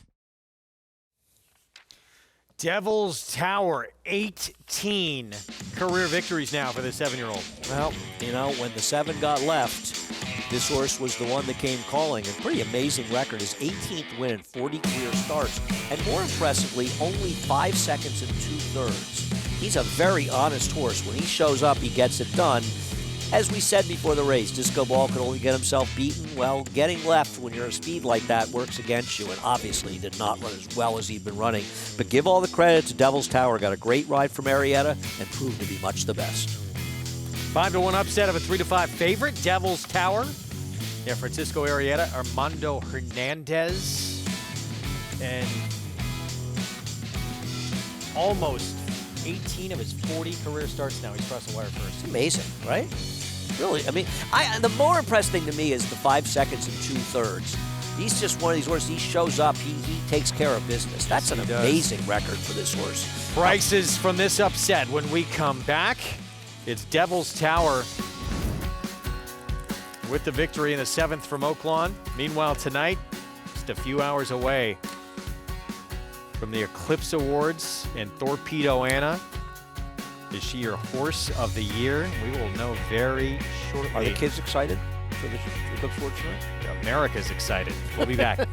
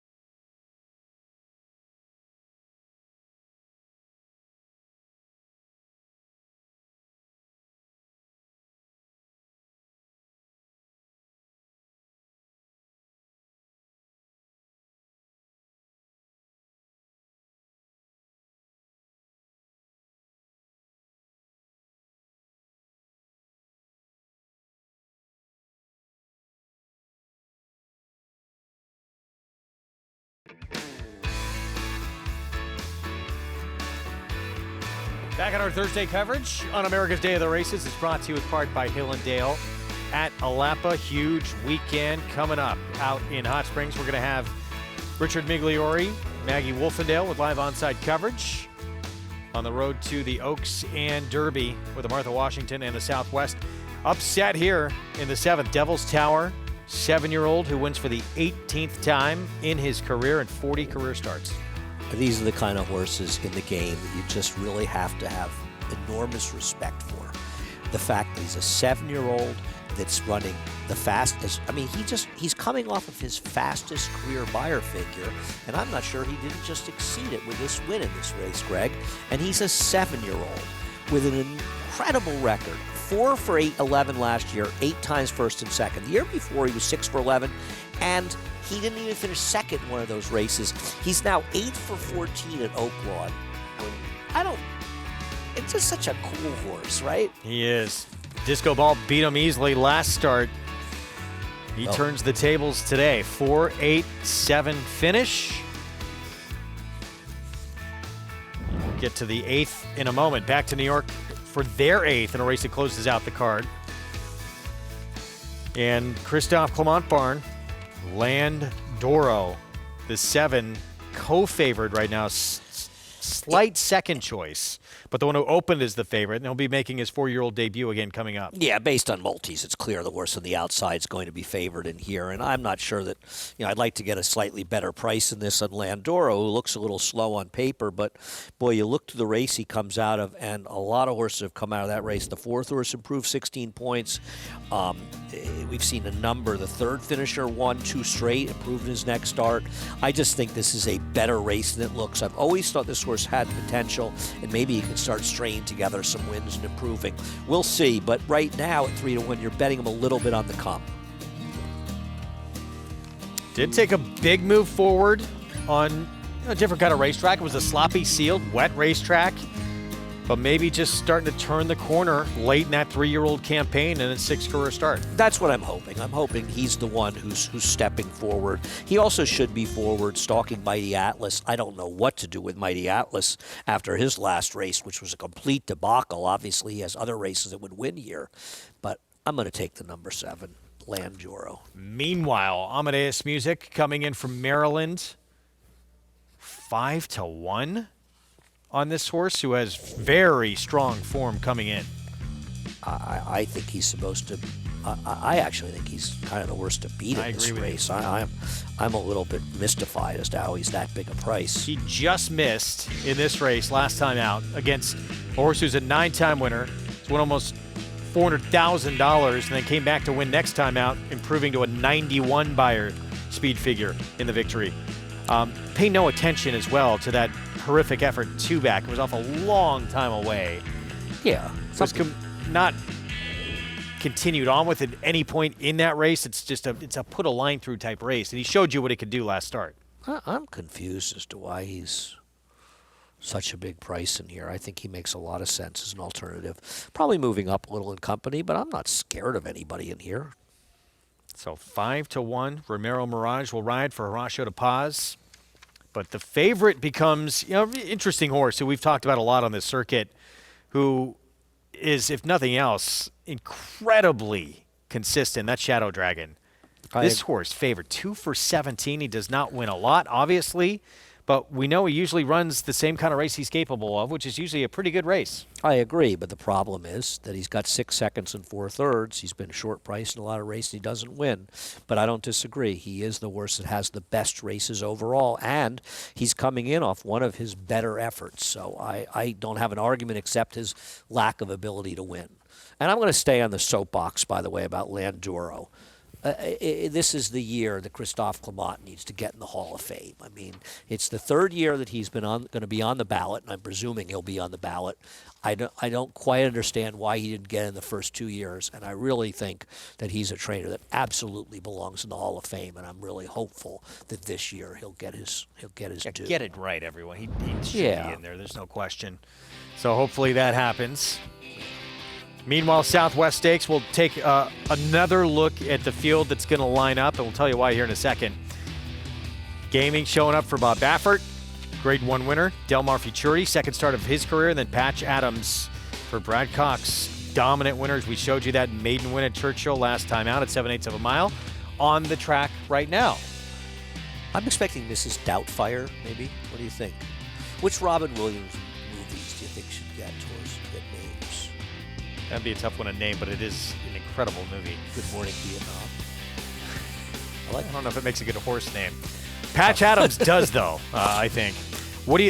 Should be no problem, right? Going longer for this horse with that pedigree? I don't know the damn side, so I can't really comment on it. The Mischiefs have been effective going longer. Obviously, he won a Derby just a few years ago with Authentic. He's an exciting horse, and this is the time. I think one of the fun things about the Triple Crown Trail is seeing horses like Patch Adams that were brilliant in breaking their maidens, but we've certainly seen our share of these horses that come into the tougher company, stretching out, that don't run as particularly well or nearly as well, but we've also seen them run well, and I'm interested to see what this horse does because more than gaming, he could be. I don't think the gaming is going to be a Derby, a real legitimate strong Derby contender. I could be wrong. I mean, listen, he's a nice horse. Patch Adams might be, and I'm curious to see if he can take that step forward or even reproduce that form. I mean, doesn't he win this race if he runs back to that figure? You would think, but look, before you write off gaming. I'm not writing him off. I just don't really like him. I'm writing him off. Okay. Well, here's my problem with him. Take out his Breeders' Cup Juvenile where he was on top of a monstrously slow pace. And now his Beyer figures are 81, 82, and 77. And he doesn't even look like a horse you want to use on the board in this race. He is not going to be favored. I do not agree with the morning line. I mean, don't you agree with me that Patch Adams is going to be favored in here? Probably, but the respect for Baffert, they see a grade 1, and it's going to be close. What about Sandman, who ran that big figure last time? Is he totally impossible here? No, that's a horse you have to take a long way. Huge effort, and he's battle-tested a little bit as well. And unlike American Promise and Publisher, who stepped significantly forward in their 6th and 4th start, respectively, that was on a muddy sealed track. And the rest of their form is incongruous to those races. So I think the Sandman at least did it on a dry track, and it was his first start at Oaklawn. No, completely agree with you. He's interesting. Speed King, obviously by a sire who was a sprinter, but he's run 2 very good races. And Cold Battle, who he just missed against, comes back and wins at Smarty Jones and is being pointed to the Rebel, so it kind of flatters his form. Yeah, I really wonder how far this horse is going to ultimately want to go. And I feel like sometimes these more sprinter types run their best race going long the first time. Is he going to be the speed? He's not. Is he going to outrun Patch Adams in this race? So here is Patch Adams. This is live right now. This is happening afternoon workout because this morning the track was frozen. They canceled workouts in the morning, and they're squeezing it in here in the middle or latter half of this card, and they'll get back to racing. That's why we have a 47-minute gap right now until race 8 so they can get these workouts in. I've been going to the racetrack for over 50 years. I've never seen this. Something new happens all the time at the racetrack. And listen, I feel for them. They're caught between a rock and a hard place. Their horses have had difficulty training because of the weather, which is absolutely nobody's fault. People that wonder why it's an issue down at Oaklawn when it gets below freezing. Oaklawn is situated in a state park, and legally they're not allowed to add any chemicals to the racetrack. So when it gets below freezing, they have a problem. And they can't really race on it. So it's not the fault of Oaklawn. They're not doing anything wrong. It's Mother Nature, and sometimes it gets lousy weather there in the winter. And they've certainly had more than their share this year. They've had a far tougher winter than we have so far. So a horse is a legitimate Kentucky Derby contender. Right now, live look at him warming up at Oaklawn in an afternoon work, stretching those legs out for Brad Cox, who we're going to see this weekend. And thank God that Brad got off the schneid there with that $40,000 to $10,000 drop down claimer at 2 to 5. So now no worries about Brad's horses. The voodoo's been lifted. All right, meantime, back to this finale here in New York. I want to say that I actually enjoy the Triple Crown prep season more than the Triple Crowns races in a way. I love seeing which horses you like. The one who won the Smarty Jones, Connections Unfamiliar with. Lonnie Briley, I like horses who has like a big that. contender coming up, by the way. That's right, coming up. He's been doing well down there. And seeing Dispatch Adams, which of the Baffert horses. Seeing these horses we saw as 2-year-olds or we saw earlier as they stretch out and they run their races. I think it's a very fun, informative time of the year. We talk about this 8-horse. We respect. We expect him to, as consistent as he's been. 8 of the last 9 starts, he's run basically the same figure, and it's a very good figure. But I'm still surprised to see him favored in this race. The 8? Yeah. I'm not surprised to see him favored. He's the fastest horse in the race. I don't have an argument with his races kind of make him the horse to beat. I just don't love this lack of speed and the fact that he doesn't win. Here's Boss Making Boss Moves. The one went by Rudy Rodriguez. Yeah, he's in a tough spot here. Rock the Weekend. Interesting long shot. We're fans of the job Lolita Shimongol does. She's under the radar and her horses run. Dr. Kraft. Chris Englehart. He's going to have to bounce back. He has lost his better form recently. I thought this was the one to beat Amadeus Music. I'm surprised. I think he's a generous price coming off a very good effort. 5-1 on this runner whose last start would win this race. No I think question. it would make him tough. I think it'll make him tough. Here's Jackson Heights, 8-1. It's a deep, deep closer, but he does get an interesting trainer change to Rob Atras. I think Orlando is suspended at this point. Mighty Atlas, 2 starts back, a huge effort. Problem is he ran terribly at a dry track off the claim, and I don't trust him. Landoro opened as the favorite, making his 4-year-old debut for Christophe Clement. I made my case for him. I think he's an improving horse at the right time. And favored at 2-1. Bill Mott Barn, Eric Cancel, Shadow Dragon, trying to get the 3rd win of his career. I have no argument against him as the favorite in this race. I just prefer others, but he's pretty good, this guy, and he's kind of the logical horse to beat. Let's go downstairs to Sarah. Eric Cancel, very aggressive to get the victory in that last race, and I would be very surprised if we saw similar tactics in this one with Shadow Dragon, who he'll ride from the outside. And Greg and Andy both commenting on how this horse is your favorite as of now, and deservedly so, based on how consistent he is and how we do see the same types of numbers from him and many in the money finishes, regardless of the types of company that he's been facing in each of his starts, especially here over the winter. But he's not a winning type of horse, even though he does show up remarkably with the same type of performance in pretty much every single race he's in.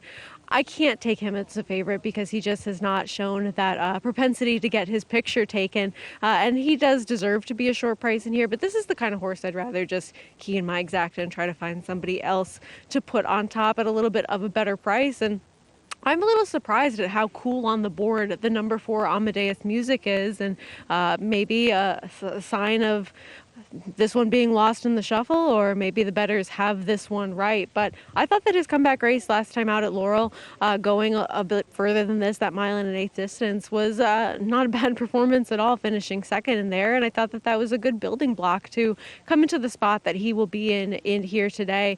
With the current betting board that you see, I think that he is a very fair price at 5-1 right now. Though I do think Landoro towards the outside a bit interesting, but I just don't want to take him at 3-1, given that on paper he does have to get a little bit faster. So going with the number 4 Amadeus Music for me, and we'll see if this money is spot on, or perhaps this one is not really getting a lot of that wagering attention. 5-1 on a horse who probably should be 5-2. Well, you know, I think the morning line on this horse is 9-2. So I'm going to side with David Aragona. I think that we're making a bigger point. I think the problem, and I'm not, listen, I agree that the 8's a player in this race. I'm not, of the 4, is a player in here. I guess the argument is that was a race out of town, and we've seen greener pastures at Jamie Nestor's run well. But his races in New York are against lesser fields.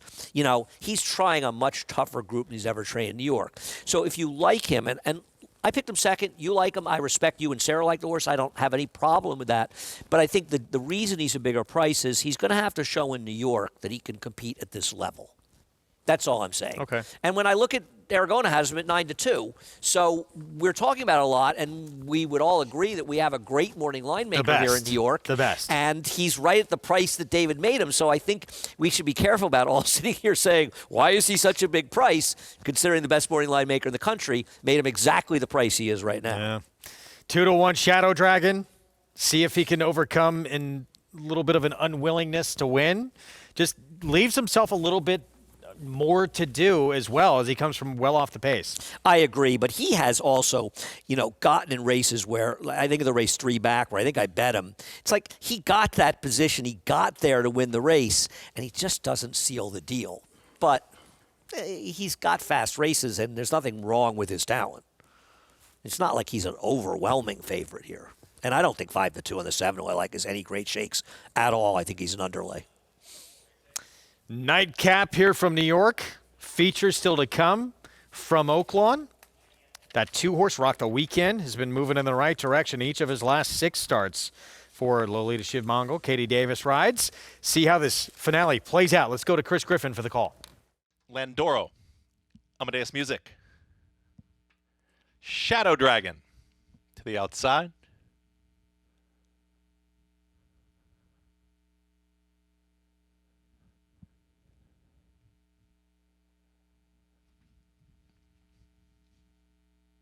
Goes in. All set. And they're off. Good speed from in between horses. Dr. Kraft is on the front end. 5 of them across the racetrack early. Mighty Atlas is now going to emerge with the front. It's Mighty Atlas with a head advantage, and Shadow Dragon towards the outside as a challenging second. Landoro has lost a touch of ground, is back there in third, and Amadeus Music is way out there on the far outside, is in fourth. Towards the inside, here comes Boss making boss moves. It's now a challenging fifth. Right next to this rival comes Dr. Kraft, who broke on top. It's a 4-way battle for the front right now. Rock the Weekend, second to last, and the trailer, Jackson Heights, 23.67 for that opening quarter mile of the leader. Down towards the inside here is Mighty Atlas, who's half length in front. Shadow Dragon is right there, is clearly in pursuit as they approach 4 furlongs to go. Landoro is right there 3 wide, is trying to keep up, and Amadeus Music with a wide run. These 4 into the far turn together, 46.88 for that half-mile time. Now called upon for the effort is Dr. Kraft, trying to keep up his boss making boss moves. The 2 from the back, Jackson Heights with Rock the Weekend. The leader is Shadow Dragon, and Shadow Dragon's up by a neck, is trying to dispatch a Mighty Atlas who's game towards the inside. Dr. Kraft is in hand, is looming up on the outside, has some ground to make up, but is traveling as they reach the top of the stretch. 1 minute 12.28 seconds, and Shadow Dragon and a stubborn Mighty Atlas. These 2 continue to go at it. Shoulder to shoulder here in the final furlong, and now trying to edge clear late. That's Shadow Dragon. Shadow Dragon has now put away Mighty Atlas, but Landoro and Dr. Kraft are getting closer with every stride. A 16th left to go. Shadow Dragon's looking for the line. Landoro is lunging for Manny Franco. Shadow Dragon, Landoro, photo finish. Shadow Dragon looked to hang on. Over. Landoro, tied at the finish. Photo for third in 1 minute 39.66 seconds in race 8. Shadow Dragon, Bill Mott, Eric Cancel. This horse has never been this close to the pace in his career, with the exception of maybe 1 race in October on a muddy sealed track at 23. Listen, I'm critical of Eric Cancel because I've always felt he was a good front-end rider, and he just seems to rate every horse for no reason too often. And right here, he shows aggression, and it ends up paying off. Obviously, I'm a little nauseous. I did make a very big bet on the 7 in this race, and he has a chance to win. I don't know why he took so long to get on track, but maybe they were falling apart late because all the dirty work was being done on the front end. Best horse won. Close, but he was best. So Shadow Dragon, just his 3rd career victory in 18 lifetime starts. I don't think anyone expected him to be where he was in this race early. I thought the 7 would be where he was early. I was completely reversed the positions. But give Eric credit. Good ride by him. A couple of races today, Cancel was aggressive, and it paid off in both. Now, listen, this is a rider who won a lot of races as an apprentice in Saratoga by being aggressive, and then suddenly started not just not going to the front, but dragging one horse after another back to last. And I've been critical of him. I think an aggressive Eric Cancel is a very good rider, and I think we saw it here. Be more aggressive, Eric. Good things will happen for you. When you're not, good things will not happen for you. So Shadow Dragon closes things out here in New York as the 2-1 favorite. And pick 6 is hit. Just over $9,000. We'll have the prices when we come back. 3rd career win for this 5-year-old.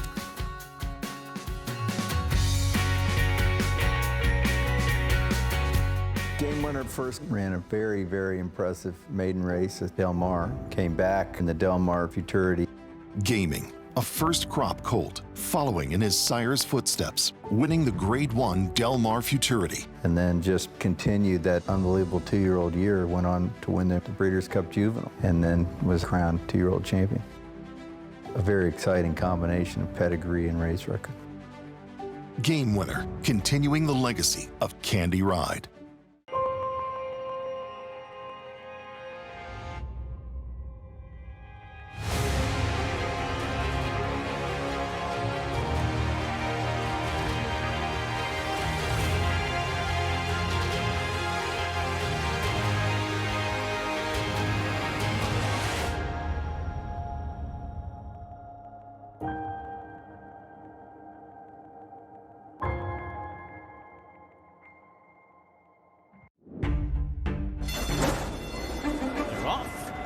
the Churchill Downs Stakes. And Gun Pilot 122.166 was that first quarter.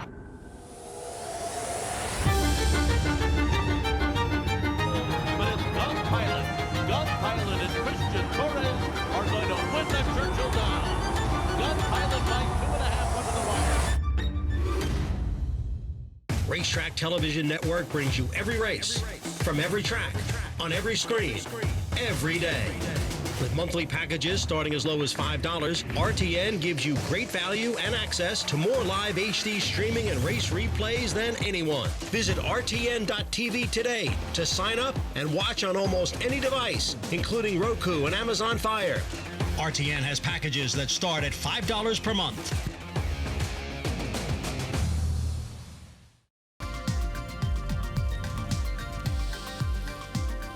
Back with you on our Thursday coverage. You're watching America's Day of the Races on Fox Sports 2. For more information on the New York Thoroughbred Breeding and Development Fund, go to nybreds.com. It's Shadow Dragon to close things out on the card.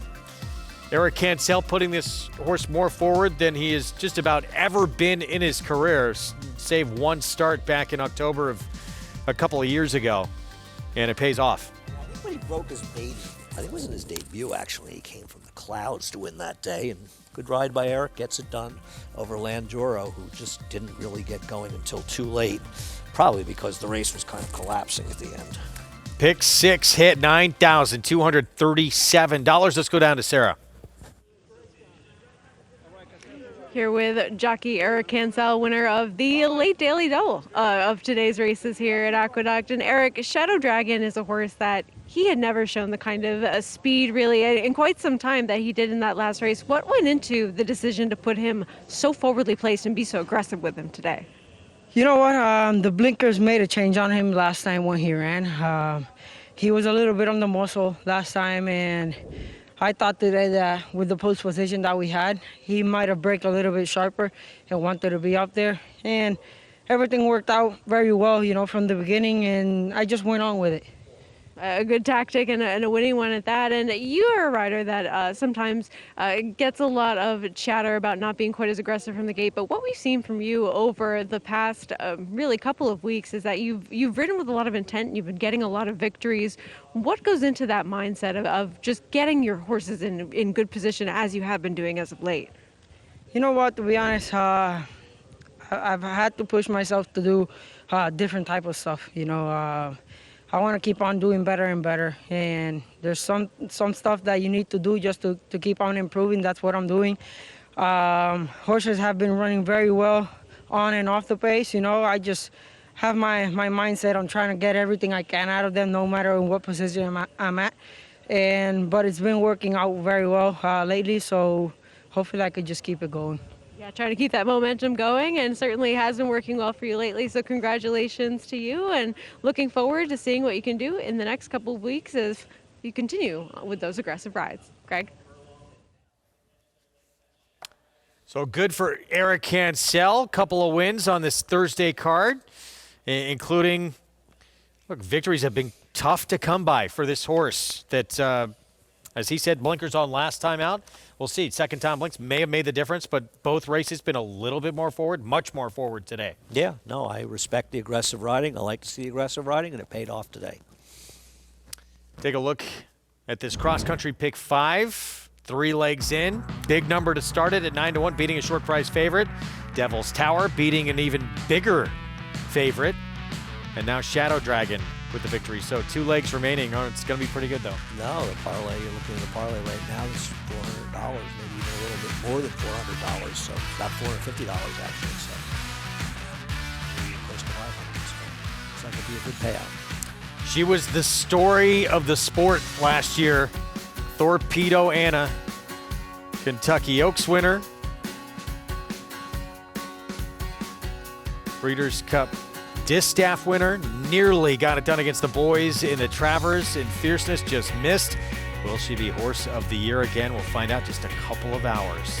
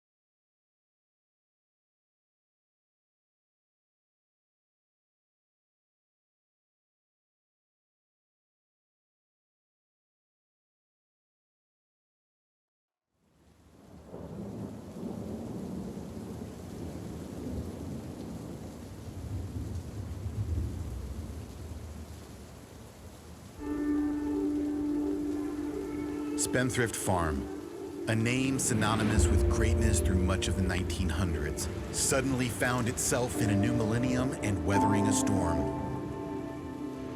Yet, within these old walls, a legacy awaited its rebirth.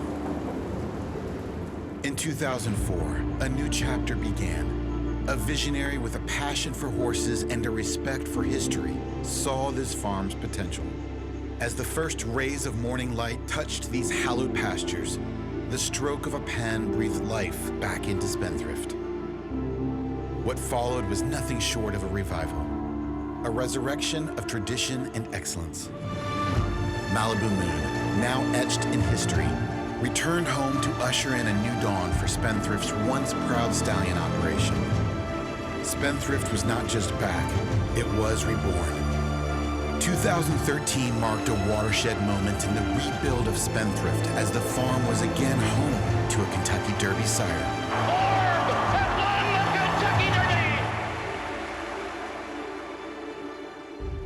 A rewarding first decade in Spendthrift's new story. But there was more work to be done. Beholder, a queen of the track, returned Spendthrift to prominence on the world's biggest stages and was sweet symbolism for a bloodline that was beginning to erupt. Beholder is absolutely poetry in motion. Her brother, Into Mischief, would return Spendthrift to prominence in the stud barn, becoming the sire of our time and cornerstone of this reborn dynasty. In 2020, Authentic delivered a Derby and a Breeders' Cup Classic win that were more than just victories. It was a statement and a crowning achievement for the farm and its visionary leader. Today, Spendthrift is home to the best stallions racing has to offer. Each represents a piece of the legacy B. Wayne Hughes built, a tribute to the past and a beacon for the future. And now, a new era dawns. Kingsbarns looking to finish them off in the Louisiana Derby. Kingsbarns has opened up. Kingsbarns bounding past the Twin Spires in the Fuster. National Treasure putting on a show. And the Preakness, it's going to be National Treasure. National Treasure devastating them in the Metropolitan Handicap. Dornock in an absolute thriller. It will be Dornock to win the Belmont Stakes. Dornock stubborn. Dornock wins the Haskell. Three top performers who carry with them the hopes and dreams of tomorrow. Their arrival marks not just a continuation, but an evolution. Spendthrift Farm stands today as a testament to vision, perseverance, and a deep respect for tradition. Dedicated to ensuring a strong future for all breeders who are committed to the same level of excellence. The barns, once weathered, now gleam in the Kentucky sun. The paddocks, alive with the energy of the world's finest thoroughbreds, tell the story of a farm that has been and always will be a place where champions are made and legends call home.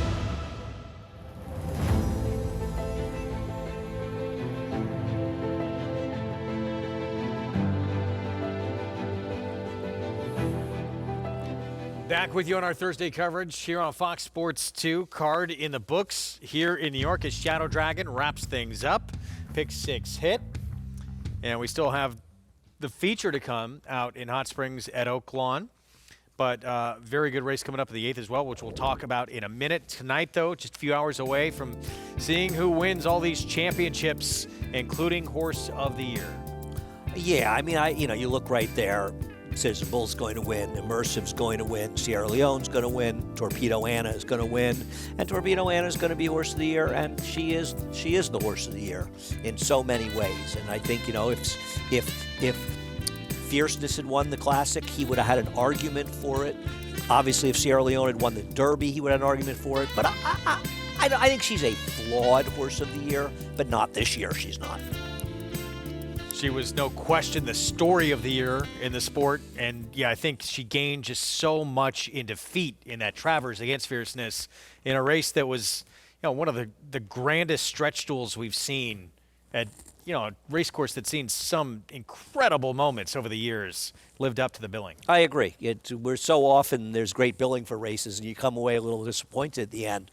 Not the case with the Travers. It more than lived up to it, and she was sensational. And for me, because I can be a little overly critical at times of horses, I really respect Torpedo Anna because she's one of those good horses that's able to win despite the fact that the dynamics often aren't in her favor. The way she just buried, just FYI, the prior 2-year-old champion through that fast pace, put her away. She didn't run again. The way she won the Kentucky Oaks and put away Ways and Means, who's one of the better sprinting fillies and mares in the country. Clearly didn't have her A game in the cotillion. Yeah, and she still got the job done. I think she tailed off a little at the end of the year. The Old Breeders' Cup was solid, but she's a good horse. I hope that we see more from her as a 4-year-old. I hope that she's able to run at that level or even better because she's a very, very, very good horse, and we need to appreciate horses like that. She had no gifts in her races. She won a lot of races the hard way. Potentially 2 starts, Azeri Apple Blossom, that we will have from Oaklawn this year. We could see her in the Dubai World Cup against the boys again as we take a look at the other Eclipse Award finalist categories here. Older Dirt Male, imperfect this year because just no one really stepped up. Maybe National Treasure? With the win and then the Pegasus and the Met Mile, he's likely to win it. And I think he's a deserving winner in this year, but a flawed category. I'm curious who you think's going to win between Idiomatic and Raging Sea. I would have probably voted for Idiomatic, but I think more and more there's a reasonable argument for Raging Sea based on results. Yeah, I'd probably just slightly lean to Idiomatic. Yeah. But it's... I probably would have voted for her in there. I would have probably voted for Straight No Chaser over Cogburn. Stolen Angel's going to win with the Breeders' Cup win, though that's a flawed category. Snap decision. Glad to see him winning. And, hopefully Chad Brown wins. I did a podcast with a couple of sharp young guys. The Gallop out, we're talking about the Pegasus late pick 5, that card. And one of them made a very interesting argument to another one who said Kenny McPeak he voted for. And Jackson said to him, well, did you vote for Brian Hernandez as top rider? Yeah. And he said, well, no, I voted for Pratt. And he said, well, if you're voting for Ken McPeak as top rider, you're supposed to vote for Brian Hernandez because they have the exact same credentials. They don't have the credentials to win the award, but it becomes almost a popularity, a cutesy type thing because, and it's a great achievement, and Kenny did a great job, winning the Derby and the Kentucky Oaks you shouldn't turn your nose up at it, but from the sheer performance over the course of the year, one trainer wins at 24%, the other one at 14%. One trainer, Chad Brown, wins 15 grade ones with 12 different horses, 8 on dirt, 7 on turf. I just don't understand any argument other than some sort of popularity contest that Chad Brown doesn't deserve it this year. That doesn't mean that Kenny didn't have an exciting year, as you see both of them there. But Chad Brown had a hands-down Eclipse Award winning year. Such a good year, he even got Andrew Schultz in the winner's circle, leading a horse in, and that's no mean achievement. And if he does win, and it would be a surprise if he didn't, he would equal Bobby Frankel with his 5th Eclipse Award for Outstanding Trainer. Yeah, no, that is impressive. And I guess it's surprising in some ways that Bobby Frankel didn't win more Eclipse Awards, but he was often going against this guy, Todd Pletcher, who put up some pretty good numbers during those years as well. Did Todd win some crazy number of Eclipse? 10, 11, 8? Yeah, not surprising. Yeah. One more page, and that man right there, he should be smiling. Incredible history-making year, and that's what it took to unseat Arad Ortiz Jr. as outstanding rider, Flavien Prat. No, you had first brought this up. When you think about it, I think he won $37 million in purses. He set a record for stakes wins and graded stakes wins, beating Jerry Bailey out. And that's what it took to beat Irad Ortiz. That's the kind of mountain you got to climb to beat Irad. And you know what? Flavien did climb it with aplomb. Summer from start to finish at Saratoga was sensational. History-making Saratoga meet, but history-making year as well. And well-deserved. Made that move from the West Coast here to New York to be in this kind of position, and now it's paid off. It did, and a well-deserving winner, and a terrific guy, and a terrific rider as well. But he's competing against some very, very good riders. And, Irad might have had some ways as good, if not better, year than some of the years he won the Eclipse Awards. And Irad won 5 of the last 6? Is 5 that what of you 6, said? yeah. And not surprisingly, he's a great, great rider.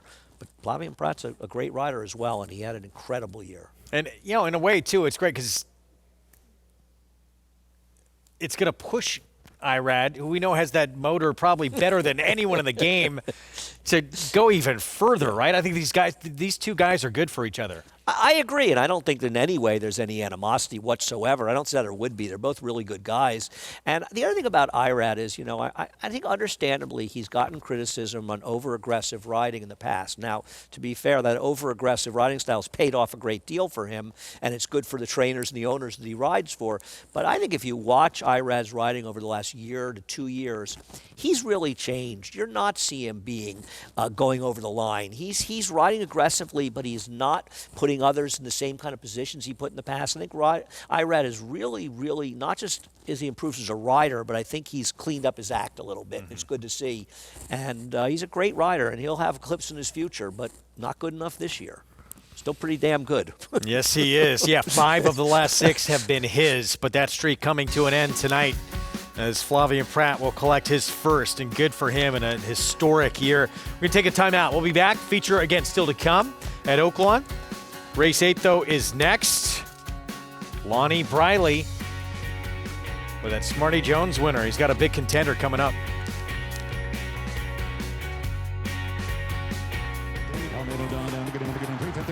Here we go. 3 here, 50, down 4, 8.5, in the back. 1,400,000 stands way in the back. Thank you. 1,000,005, and I'm $1,006,000, $150,000, $1,550,000 $1,500,000. Jody, thank you. Please hold your applause. Charlatan, ultra impressive. It's a new day for a new king. Horse racing? Check. Weekly promotions? Got them. Huge payouts? You bet. With NYRA Bets. Download the app today and bet on any track, anywhere, anytime with live HD horse races, betting tips and tutorials, expert picks, and more.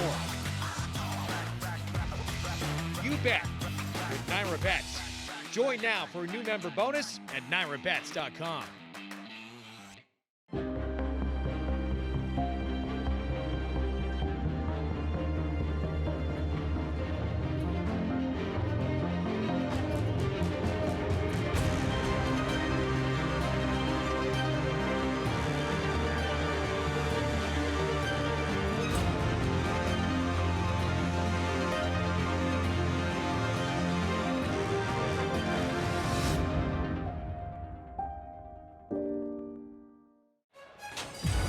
What's at stake? $1 million purse. Oaklawn Stakes races are where horses step out of the shadows and into the spotlight, and where Triple Crown dreams begin. The Southwest Stakes is coming. It's the race where the legend of Mystic Dan began. Mystic Dan is turning it on. And it's back and bigger than ever. Big crowds, big names, and a big old payday. Mystic Dan, a dominant win. This is your Oaklawn. Every champion has a beginning. And for many, that journey starts in Oaklawn's Southwest Stakes. From the race's early days to its role in crowning legends like Smarty Jones in 2004. Smarty Jones continues undefeated, wins the Southwest by 3/4. And Essential Quality in 2021. Essential Quality, the champion, wins the Southwest. The Southwest has become a cornerstone of thoroughbred racing history. And we're off. Just last year, Mystic Dan stormed to victory in the Southwest Stakes. Here comes Mystic Dan right up the rail, though, with a rail skimming ride. Mystic Dan 5-6 ahead, and he wins wrapped up. A dominant win in the Southwest. Fans would later see the 2024 Southwest winner claim the roses in the Kentucky Derby. Mystic Dan, who's begging for the wire, Forever Young and Sierra Leone. Keep on coming, Sierra Leone, Forever Young and Mystic Dan. A wild finish, here's the wire, photo finish. Solidifying the race's reputation as a launch pad for greatness. This year, the stakes are even higher. On January 25th, a $1 million purse is on the line as contenders race to prove themselves in the second stop of Oaklawn's road to the Kentucky Derby. With a rich legacy of launching legends, the Southwest continues to be the ultimate proving ground. Who will rise to the challenge and etch their name into history? Don't miss the opportunity to witness another champion in the 60th running of the Grade 3 Southwest Stakes. Saturday, January 25th at Oaklawn, where history is made.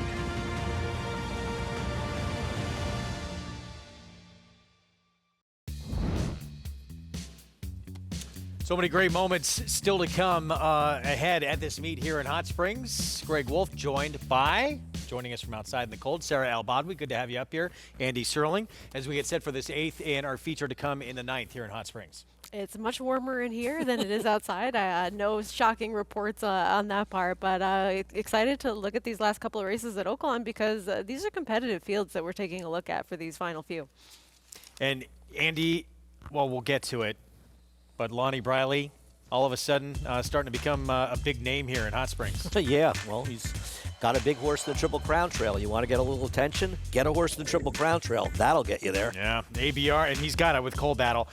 ABR race of the week, Southwest Stakes. Cole Battle going to pass on this. He's going to wait for the Rebel after that Smarty Jones win, but Bob Baffert showing up with Gaming. Sandman showing up for Mark Casse. Patch Adams, who was just on the track, getting a little blowout for Brad Cox, will show up as well. As for Sandman, we saw him this summer, Saratoga, when Mark Casse had that terrific summer with 2-year-olds, and all of a sudden now taking another step forward. Sarah's a 3-year-old. Well, we'll see, but the end of his 2-year-old campaign. I don't think it's impossible. Mark Casse's horses have been pointed well to this meet, and he's bringing in some very live opportunities for himself. And this is a horse that ran a decent number last time out, earning that victory. An 89 Beyer speed figure, not going to compete exactly with some of the higher numbers we've seen in their last starts from some recent maiden winners, but I think he's a horse with some good experience coming in, and certainly not without a chance. You know, a very good maiden win in Saratoga, being Innovator, who's run very well for Wayne Lucas, finishing third in LeCompte the other day. And Aviator Guy, who finished third in there, ran well in our Remsen. So he's kept some good company. His last race didn't come out of nowhere, and Mark Casse's horses have been really running at Oaklawn. He seems like a major player in this race. Can he move forward as a 3-year-old? If he can, he's very dangerous. American Promise, D. Wayne Lucas, who'll have a couple in this race. Tyler Bacon will be aboard. Horseshoed 6th time out, finally broke through, got that maiden win, and he did it being aggressive on the front end on wet track. Went to the lead and was able to earn a 95 Beyer speed figure with a victory in here, and he had taken a couple of tries to break his maiden, but a repeat of this effort, I mean, we could be looking at a horse with a big shot in here. It's just a matter of whether or not you think he's going to do it again. Well, obviously it was a fast race. You look at the fact that it was almost 20 lengths back from second down to third, but you look at Publisher, who ran 3 Beyer figures in the 60s, and you look at American Promise, who, while improving a little bit in 5 prior starts, never ran anywhere like that number, and it's hard not to think the Muddy Seal track had something to do with it, with both these horses stepping forward. Not the kind of horses I would look to play in this race. I think there are other better horses. Who will step forward? Things could change awfully fast on this road to the first Saturday in May. Meanwhile, Gaming, Bob Baffert, Grade 1 winner, second start of his career. This is him on the racetrack from earlier today as he gets set for his 3-year-old debut. Yeah, I mean, certainly could win in this spot, and I think that his second place finish in the Breeders' Cup Juvenile is more about some horses not really getting the trips that they'd prefer in that spot and the pace not materializing, so the top 2 running 1-2 around the racetrack, and he did regress last time in that Los Alamitos Futurity, but excited to see what we get from him, because anytime you have Bob Baffert in a Derby prep, now with the ability to win some points as well, he's going to be a major player for sure. Yeah, I'm not a fan of this horse. I think if you X out his Breeders' Cup, which I think is due to the pace situation that very much favored him, he's just not a horse that's that good, and he's going to get bet like he's a horse that's better than that. So for my money, he's a terrible play in this race. But I also don't agree with the morning line maker. I do not believe he'll be favored over Patch Adams. Let's get back to today's action. This 8th race here, it's an allowance group. Non-winners to 2 lifetime. Going 3/4 of a mile, this 6 furlong distance, $130,000 purse. Yes, they got money out at Hot Springs. And Go Captain, we'll see in a moment for Lonnie Byerley with that Smarty Jones winner, Cole Battle. Here's Plausible Denial from the Rail. Yeah, this is a funny horse. I remember that fast workout he had before his debut. He sold well at 2-year-old sales. He's just doesn't win. He's 1 for 22. Risk It. Steve Asmussen's son Keith rides. It seemed like one with a promising future based on that debut win, and hasn't really put things together, though. That race 2 back, a big number. Go West Go went by, big price. Yeah, he's just not good enough to compete here. There's Miller's Right. Big price in his last couple of races, and big price in here. 3-2. Go Captain, trained by Lonnie Briley. Ran a huge race last time. If he runs back to that race, he's going to take a lot of beating here.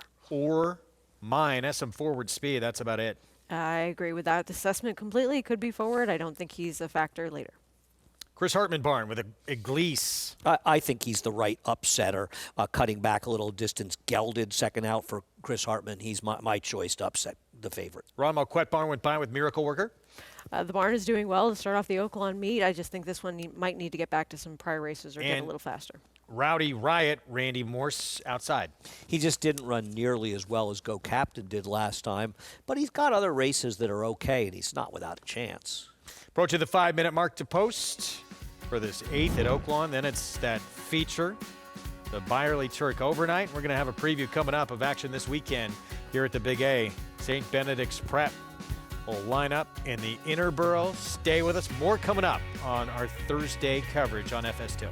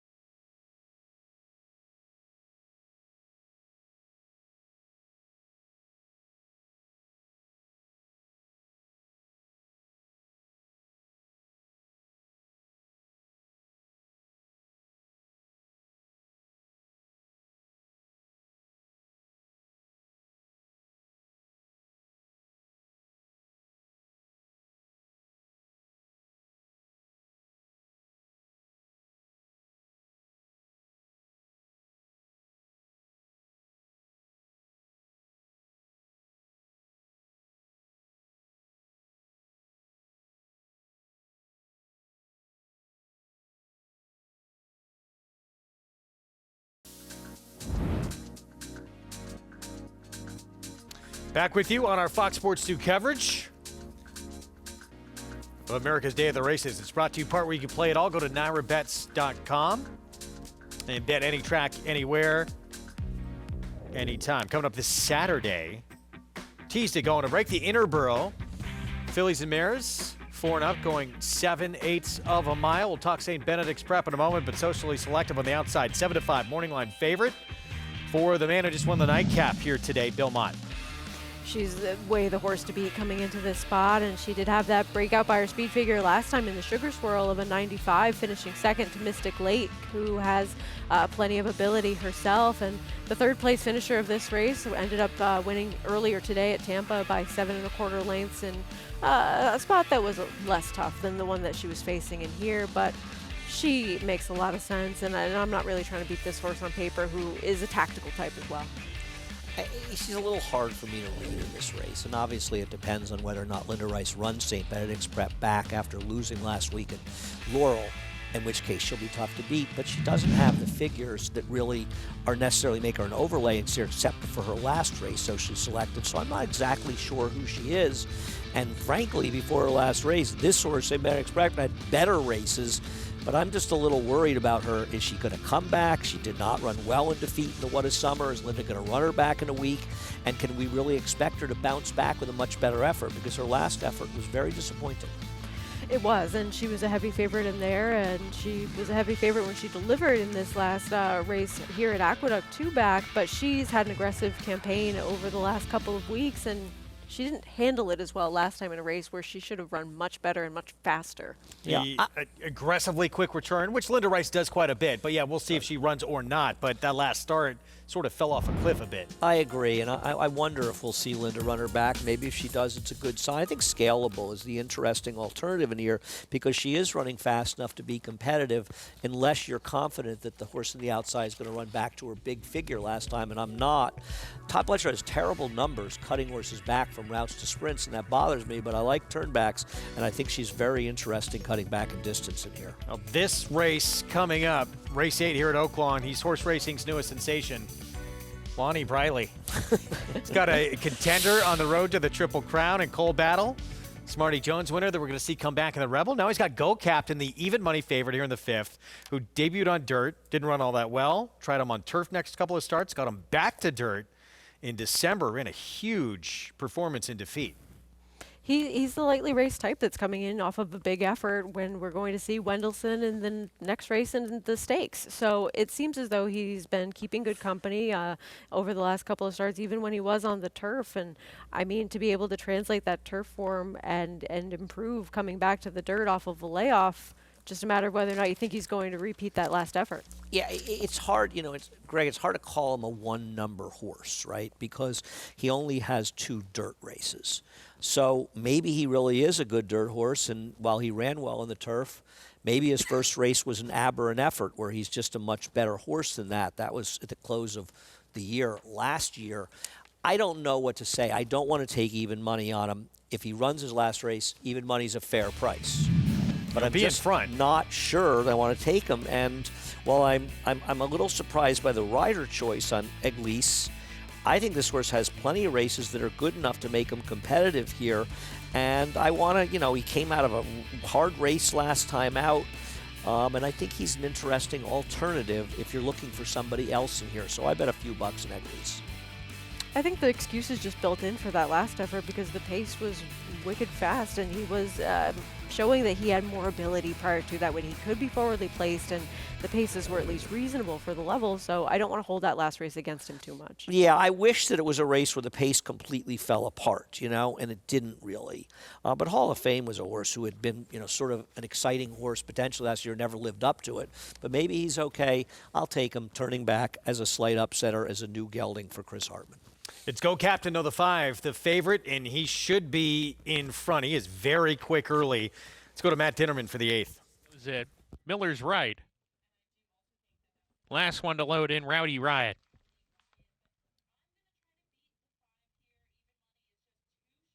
Here's Rowdy Riot. Go again.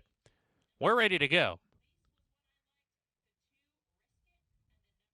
And let off. Go West Go is off a little bit slowly and drops to the rear. Go Captain goes right to the lead and clears off from Miracle Worker, who's put into play into the second position. Or Mine running in third. Now it joins second down on the inside. Rowdy Riot in the 4th position, 2.5 lengths off the lead. Then comes Risk It with Eclipse. Plausible Denial. The gray horse about 8 or 9 lengths from the top with Go West Go.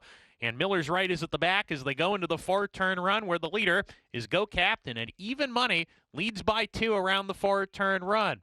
Rowdy Riot picks up the running, a joint second in the 3-path. Miracle Worker is right alongside of him. Ormine down on the inside of that. Pair shaken up. Gap of 2 lengths to Risk It, closing in with a Glease. They come to the top of the stretch. Go Captain gets a breather off the turn and is now asked to accelerate as he comes off the corner. Leads by a length. Rowdy Riot's chasing hard. A Glease on the far outside's putting in a big run. Risk It right behind them, trying to get there, but needs to quicken. Gets to the inside. A Glease has the lead. Furlong out. A Glease in front from Rowdy Riot, who could not keep up. Risk It up the inside, far outside. Go Wesco is charging in a massive number, but a Glease is going to get there in time. A Glease wins it a length and a half. Go Wesco was second. Rowdy Riot third. Photo for fourth. Risk It, plausible denial. Cut back in distance. Chris Hartman, Barn New Gelding as well, gets the second win of his career. Nice pick by you, sniffing this one out for Chris Hartman, and he certainly had some numbers to get back to, albeit outside of that last race that made him a player in this spot, and he fit with the rest of this field, and you got a decent price. Yeah, he got a very confident ride and got it done. Boy, the favorite, Go Captain, I mean, it seemed like he was cruising out there, able to open a big lead. But when they turned for home, he just came up completely empty. He ran big last time, didn't run back to it. We'll see what he does going forward. But a nice trip for this horse, able to get it done as the race just completely imploded in the stretch. 5-1 on this 4-year-old. 8-1. Excuse me, on the Son of Frosted with a victory. Don't cheat me out. Yeah, don't shortchange shortchange a bad day anybody here, here. Greg. I Sorry, need every bit of that 8-1 to try to dig out a little bit. 8-1 on your winner. Stealing In this one, 3 points from me there. Features still to Dangerous come. man. Apologies. Byerley Turk overnight is next. We'll get to that. Also, we'll take a look at this weekend. King Cotton, happy is a choice. We'll try and make it not just 3 in a row, 3 stakes wins in a row. Running for $150,000 at 6 furlongs in the 5th on Saturday. Stay with us.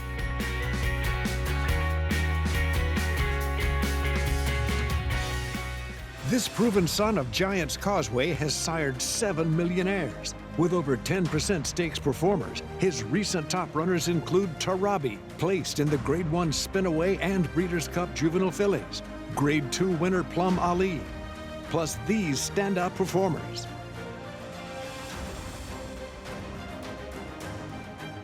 A proven value sire, First Samurai, standing at Claiborne Farm. The Fasig-Tipton Kentucky Winter Mixed Sale, the last mixed sale before the start of the breeding season.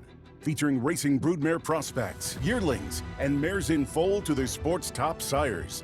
Recent grads include multiple Grade 1 winner Adair Manor, graded stakes winners Fastest Flight, First Peace, Leave No Trace, Olivia Darling, and Running Bee.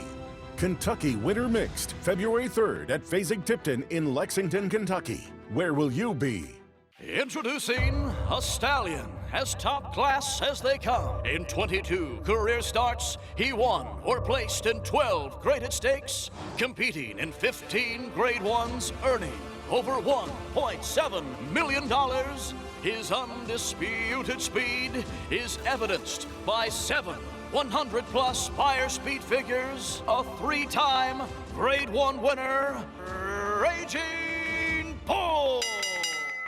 Enhance your handicapping with AI Fastbacks, exclusively on NYRA Bets. Open your NYRA Bets app, click View Runner Details, and a stat-driven fact will appear for all U.S. thoroughbred racehorses. Download the NYRA Bets app to start using Fastbacks today. RaceLens is the most in-depth product in horse racing, with unique features found nowhere else. True odds, predictive analysis, and pace projection. RaceLens. It will change the way you follow horse racing and take your game to the next level. Back with you on our Thursday coverage. You're watching America's Day of the Races on Fox Sports 2. One of the best views of any racetrack in the country from a hotel right on the grounds in Hot Springs. Not bad. You can get one of those trackside rooms. They said that if you come down, Greg, they're going to give you a room facing the opposite direction. I'll take it. You know, when I went to Gulfstream, I lived in the Hampton Inn across the street for 2 months, and I had a beautiful view facing a dumpster in back. You know, up front you could see the Gulfstream, but in back, pay extra for that view. Really, no, it was a very nice dumpster. You know, it wasn't just your run-of-the-mill dumpster. It was appropriate for me. Iglesias assists Andy Serling with the selection here. Picture time. Easy horse to follow with those silks, right? You love silks like that with your bet. Just find them. He ran well. I mean, he got the right kind of trip in here. He made the move at the right time, but he also had to run this race. And I think that going back and looking at his races outside of that last effort, he had numbers that fit with the rest of this field and kind of got a little bit lost in the wagering because he made a lot of sense. Yeah, no, I agree. I think he was just an overlay. I don't think he was a particularly good pick. You were talking about Risk It, and we were all saying off camera, he took a lot of money. You noted at the end. Risk It was kind of a one-number horse in that race, 2 back. And overall, he's, as you say, you know, he had a nice win in his debut. He never lived up to it. Main event on the Thursday card is coming up next. Let's take a look at how this cross-country has gone so far. Wow. Like a $5,000 parlay, right? I mean, you're talking about 220 times 7, so you're at 1,500. Yeah, it's around 4,500, 4,600 for the parlay right now. So for $1, what is it, 50-cent bet? So about 1,100 and almost 1,200 for 50 cents. If anyone's still there, probably single to the 5 here, but we'll see. Let's see if I can. 6 furlongs. Should be Will Pace. 4-year-olds and up in this $145,000 overnight. Banishing.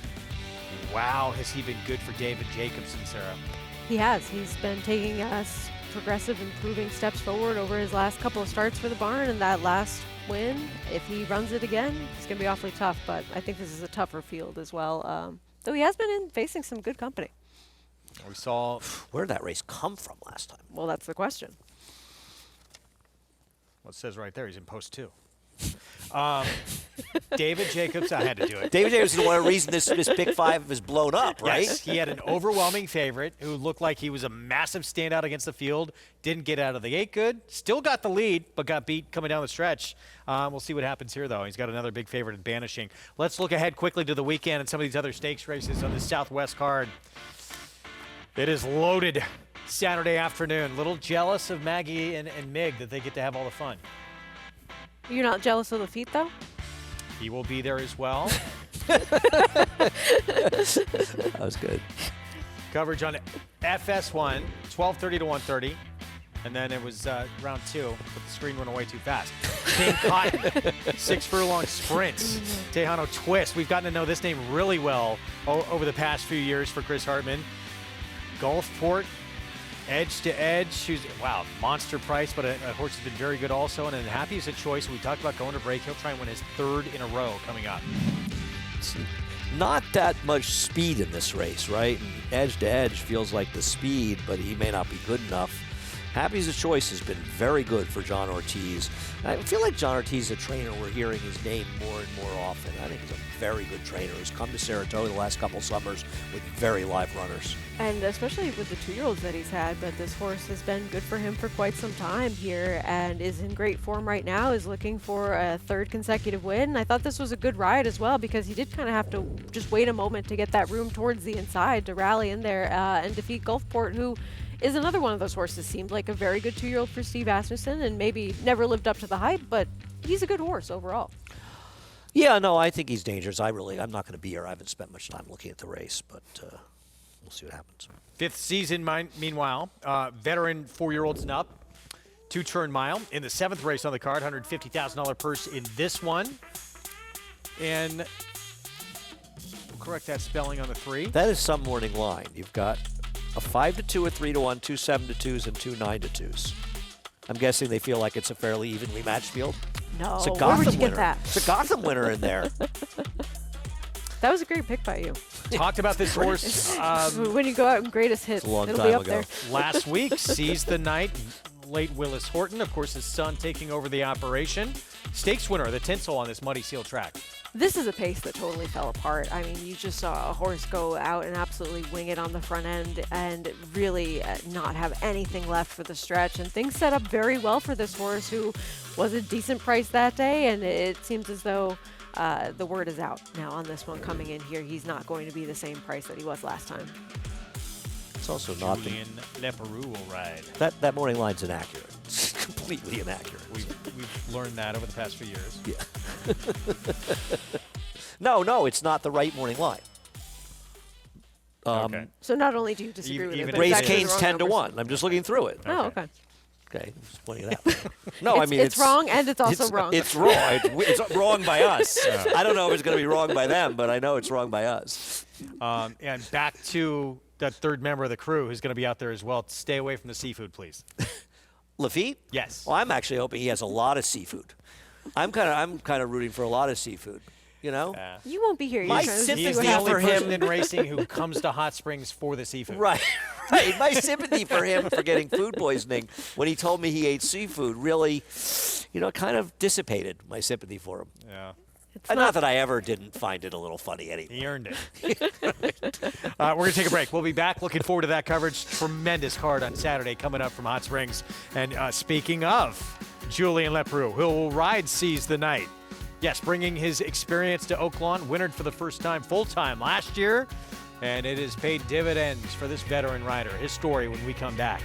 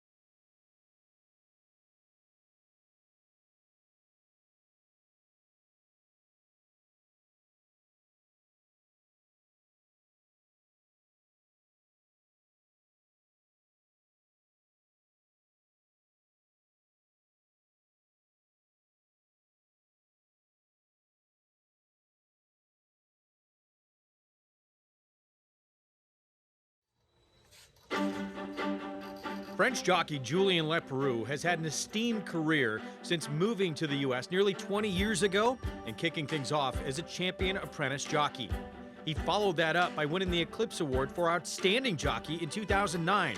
The same year, he won 3 Breeders' Cup races. Informed decision, 2 for Julien Leparoux. They've won the Breeders' Cup filly and mare sprint. In 2015, he won his 6th career Breeders' Cup race aboard a filly he considers the best he's ever ridden.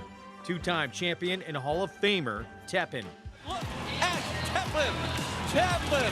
Oh, she was huge today! Mondelez runs on late for second, but Tepin and Julien Leparoux have dominated the Breeders' Cup Mile. Tepin was always my favorite. She was so amazing. Here comes Tepin, and Tepin and Julien Leparoux have won. You know, I think the Royal Ascot win was such a special thing. People were surprised about it, but us. It was something very special, yeah. Now at age 40, Leperoux is hoping to rejuvenate his career. He's hired a new agent in Jose Santos Jr., and the pair decided it best for Leperoux and his family to spend the winter in Hot Springs for the first time. I got together with Jose, new agent. When we first got together, we didn't have any plans for the winter. Left it to him to decide where we're gonna go. Yeah, very excited to be here. Be around horses, around the fans. It's always a fun time. Being in the morning, see trainers, seeing owners. It's a whole business that we love, you know, and be around here is, you know, it was a dream when I was 5 years old, so to be able to do it as a job is, it's great. Leperoux feels right at home back at Oaklawn Park, the site of one of his biggest victories. It was 7 years ago, he guided reigning 2-year-old champion Classic Empire to a late surging victory in the Arkansas Derby. Here comes Classic Empire trying to run down the new leader, Malagasy. The champ, Classic Empire. It is Conquest Momani Classic Empire! Ladies and gentlemen, let's welcome him back to the winner's circle. The winner of the 81st running of the Arkansas Derby, Classic Empire, and jockey Julien Leperoux. Leperoux is embracing his role as the accomplished veteran in a room full of mostly younger riders, and says there's one thing that gives him a leg up on the competition. I think experience, you know, with age you get experience. Black Log, a nice effort. Look, he's been working hard and he's got fantastic touch on a horse. I could give you a list of graded stake horses he's won on for me going back years and years, so always great working with him. Riding more and more every day, you learn something every day in this business. After a race, when you know you've done everything perfectly, everything went great, it's always a nice thing, you know. There is the one that Julien Leperoux will ride coming up in this Thursday feature, Osborne for Ron Moquette. And last winter, it was the first full time that Julien Leperoux had been in Hot Springs. He had a very good meet. He did, and we'll see what he can do this meet so far, but he seems to be on a lot of live horses, especially for Ken McPeak, who he has a long-standing partnership with. He just had his 2000th career victory, I want to say, at Churchill, and I like Julien. Good guy. Like to see him. Always root for him to do well. And he's on a horse who was a winner last time out, going a little bit longer. A horse who way back, I thought this horse was going to develop into a super talent. He's shown ability from the get-go in his career. 10 of his 21 career starts, first or second, 4 wins. Is he good enough in this field? With the, you know, if Banishing shows up, this race is probably over. But what about with the rest of this group? Does he fit? I mean, I think he's a horse that has always shown some ability, and I don't mind him sprinting, but I don't necessarily like the move going from a race where he was able to control a very modest pace, going a mile, and then cutting back in distance where there isn't a lot of confirmed speed on paper for him going shorter. Right, I think his figure last time is a function of having a very good trip, and he's going to have to run every bit of that. And listen, at the end of the day, if Banishing runs his last race, they're all running for second. Yeah. It's not even a competitive race. So if you're betting against him, you kind of got to hope. And I think it's fair to say I want to see it again because Banishing had never run that kind of number. 1-2 right now on Banishing. Again, trying to win his 3rd in a row, 4th in the last 5. Can he do it at a very short price for David Jacobson, who had a huge favorite earlier, didn't break great, got beat? Can this one get it done? Ricardo Santana Jr. will be aboard. This Byerley Turk overnight, the Thursday feature. Next, stay with us. The brilliance of the legendary Arrowgate and the speed and stamina of the sire of sires, Uncle Mo. Introducing Petulante, the first son of Arrowgate to stand in New York after winning handily at first asking. Petulante! He's got a kick here, and he's going to prove much the best. He won or placed in all 7 of his lifetime starts, including the Grade 3 Salvatore Mile. Petulante, Nimbus class, Petulante! Petulante, now standing in New York. For information, visit IHDVStallions.com today. New York breds. Race them. Respect them. Bet them. Respect them. Breed them. Respect them. Buy them. Respect them. Train them for a second career. Respect them. Join us in respecting thoroughbreds at every stage of life. Learn more at nybreds.com. It's America's original sport. And no one covers it better than americasbestracing.net. From the sport to the lifestyle, the best races, horses, and destination venues, cocktails, gambling, fashion, and more. americasbestracing.net is a sport for you.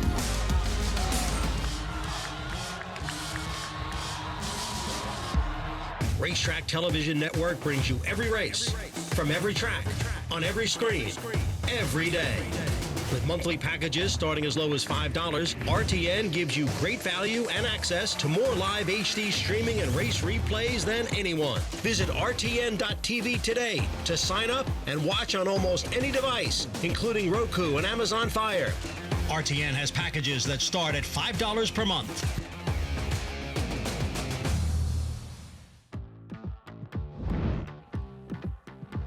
Good to have you with us as we get set for this Thursday feature, Byerley Turk, which we learned a little history of the sport from Andy, the earliest of 3 stallions that were founders of the modern thoroughbred horse racing bloodstock, paying tribute to in this race coming up. And here's Osborne, the mount of Julien Leparoux. The ability is there. He's shown he can sprint successfully in the past. I just don't like the move coming in from a slow-paced route race victory. Biggest price on the board, Next Door Gold Luck. Yeah, he would have to improve quite a bit to contend with some of the recent form as well as some of the back class of several of these. Yeah, in a second. Still looking at the 2 here, Osborne. Here's the 4. So Francisco Arrieta for the 5-year-old return. Just seems overmatched in this spot, though. He does have some races 3 and 4 back that maybe put him in the mix. Another effort like we saw last start. We're going to see this horse in Stakes Company? Yes, but as I've said many times, I don't know what to do with David Jacobson, and I just don't know if I trust him to come back with that race. Of a Revolution, he had a big comeback race, Gulfstream, and then a little backwards next start. He's taking a drop in company other than Banishing. He's running at some good horses. Yeah, Winnegatapi is a choice, who we talked about earlier. Going to see this weekend. Booth Keith Asmussen will fill in for his brother, for Dad. A major hype horse following a blowout debut win where he got a 96 Beyer, yet to run quite as quick since, but I think that he's not going to be on the lead in here. Yeah, and Wendelson, big performance last time out with Chris Hartman. But he got a very fast pace to close into, and we just saw the horse who ran second kind of bomb at a short price last race, and this is one where Booth, and I agree with Sarah, is going to probably be the controlling speed in a very different race dynamic for Wendelson. So Banishing, he'd been very good, but he went to next level good in this performance on December the 20th, beating 2 very good ones in Tejano Twist and Run Classic. I don't know what to do with this horse either. He's obviously in good form. He's obviously been taking steps forward and just ran a monster performance last time out. And it's not as though he's a horse that's never run some fast races, but he'd never hit the type of fast race that he had run last time against the kind of company that he was facing in there too. So I don't know if he repeats it or not, and this is an awfully short price to find out if he can be a horse that is now a 103 Beyer type of horse, or if we do see something in the mid to low 90s, and then that's not as much of a separator. Yeah, I find handicapping when David Jacobson's in races to be extra tricky. Because he's just not a reliable trainer both ways, to run well or run badly. Sometimes they come in and they don't look good on paper, and they run significantly better. I think the horse they're looking at right now, the 7 Other Revolutions, an overlay at 9-1 right now. I don't understand why he's a big price to win this race. Saffie Joseph Jr. barn, and his comeback effort away for almost 2 years produced a victory. Yeah, he ran well, and he had hit a 92 Beyer speed figure in the past when he was second in the Gallant Bob. Seems like forever ago in 2022, but this was a good effort for him to come back after so much time away and to get the victory in here. And then he had some time off yet again, though not quite the same amount of time off, and just replicated that number even though he finished 4th in the Ring the Bell. So I agree. He seems like the one that's getting a little bit overlooked as Booth and Wendelson are taking money outside of your favorite. That's him warming up, by the way, of a Revolution. And we just showed you in that victory. He looks very good on his toes warming up. 8-1 right now. I think he's an overlay of this race. I think he's a contender. I imagine he probably comes down, and I'm thinking that probably Booth goes up in odds a little bit maybe, but I think a lot of people see what Sarah and I have been talking about with him, where he's the controlling speed coming out of a fast-paced race. It's a race where there were 3 potential speeds, at least according to the pace projector from Timeform US, the 3, the 6, and the 8, and even then they had it as a race that didn't feature a particularly fast pace. And the 3 and the 6 scratched and kind of puts the 8 on a comfortable lead, and I think it changes the dynamic. Wendelson doesn't get the same fast pace he got last time, and I think it's going to change things a lot. I don't know that it's necessarily going to hurt Banishing, a horse who can be reasonably close. The question with Banishing is not necessarily the pace as much as can he run back to it. But I'll say one thing, the pace projector, for what it's worth, had Banishing last early, so this potentially could really hurt his chances for a 3-5 shot. Well, Wendelson, he got a wicked fast early pace to try and run down in this victory back on December 21st. This is a race where things set up for him. He was able to get that outlier number, earning a 97 Beyer. We talked about how the horse that finished second in that race, Go Captain, came back in the last race and did not run particularly well. And so he's one that he's not the same short price as Banishing is, and he's also not coming off a race that's quite as fast, but he's a horse that's coming off a race where he got the right kind of setup and a big number, and he is being ignored a little bit more in the wagering, but I think that that's a little bit more fair by comparison, because I don't necessarily trust that he's going to get the right kind of dynamics.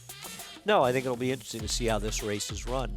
And I like the 8, who is an interesting horse because of potential dynamics. He has been a massive disappointment. He broke his maiden first time out with a 96 Beyer, easily beating Nash, who at the time was considered a very, very, very good, promising 2-year-old for Godolphin. He never really went on with it. And Booth didn't either. I mean, he was a huge favorite his next 2 starts. One was a win, but he didn't run the kind of figures people expected based on his debut. He thought he could have been any kind of runner, a grade 1 quality horse with that kind of performance, and he just hasn't lived up to it. But today is a day where he needs to be able to take advantage of the lack of speed, and if he's going to win a race at a higher level, he needs to do it today where things should be in his favor. Got to deal with a very good one on quite a roll, though. Banishing the 5, 4-5 favorite, trying to win his 3rd in a row and his 4th in his last 5. Let's go to Matt Dinnerman for the Wendelson.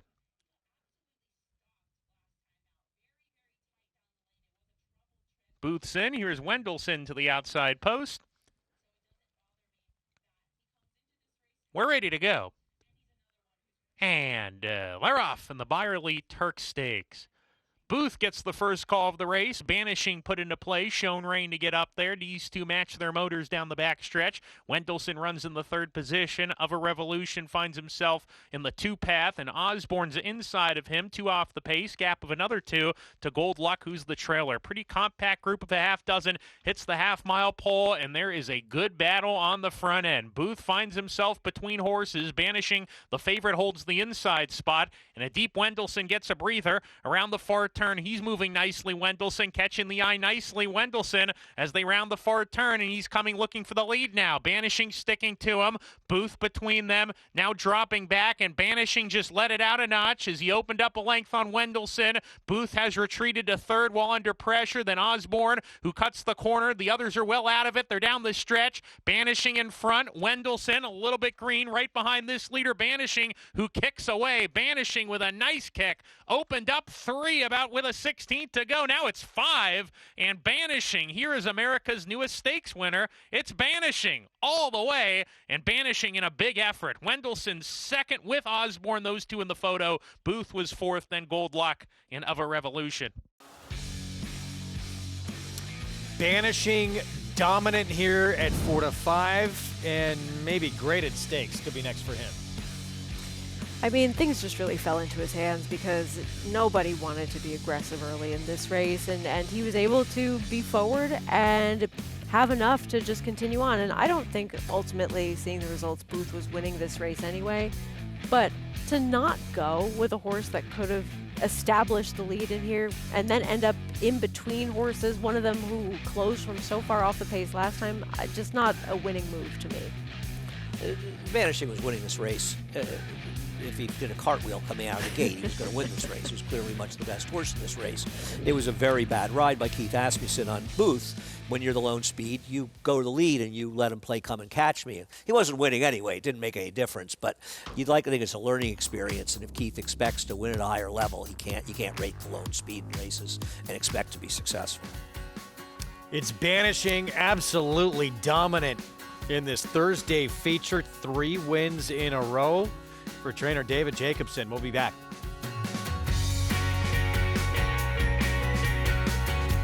Introducing Peace and Justice, new to New York in 2025. A proven sire with over 200 wins, 16% wins per starts, and one of only 2 New York-based stallions to have a graded stakes winner at Saratoga in 2024. Now, with 3 different racing surfaces coming to New York, and with New York breds running for equal purses as open company, Peace and Justice is the sure choice for 2025. Peace and Justice, now standing at Irish Hill and Duchess View Stallions in New York. For centuries, the bond between horse and human has been forged in trust and hands-on care. Now the sport of thoroughbred racing is combining those timeless traditions with cutting-edge technology to raise our standards of equine safety to the highest level. Wearable biometric devices measure subtle changes in a horse's stride to help optimize safety and performance. State-of-the-art imaging technology helps pinpoint areas of potential concern for early intervention by expert veterinarians. And the sport's new independent regulator, the Horse Racing Integrity and Safety Authority, is using AI and enhanced data modeling to help prevent injury. Opening quarter mile was a quick one. From sunrise to sunset, there's an ecosystem of trust and care and a commitment to well-being. So win or lose, it's safety that runs first. To learn more, visit safetyrunsfirst.com. Breed to pure California speed as Legacy Ranch welcomes Forbidden Kingdom. It's Forbidden Kingdom, dominant in the San Vicente. This blazing fast son of American Pharaoh went wire to wire in every one of his victories. What a performance from Forbidden Kingdom in the San Felipe. Posting 3 Grade 2 wins on dirt and turf. Forbidden Kingdom, resolute, turns away a big bit. Breed to the speed of California speed. Forbidden Kingdom, now standing at Legacy Ranch.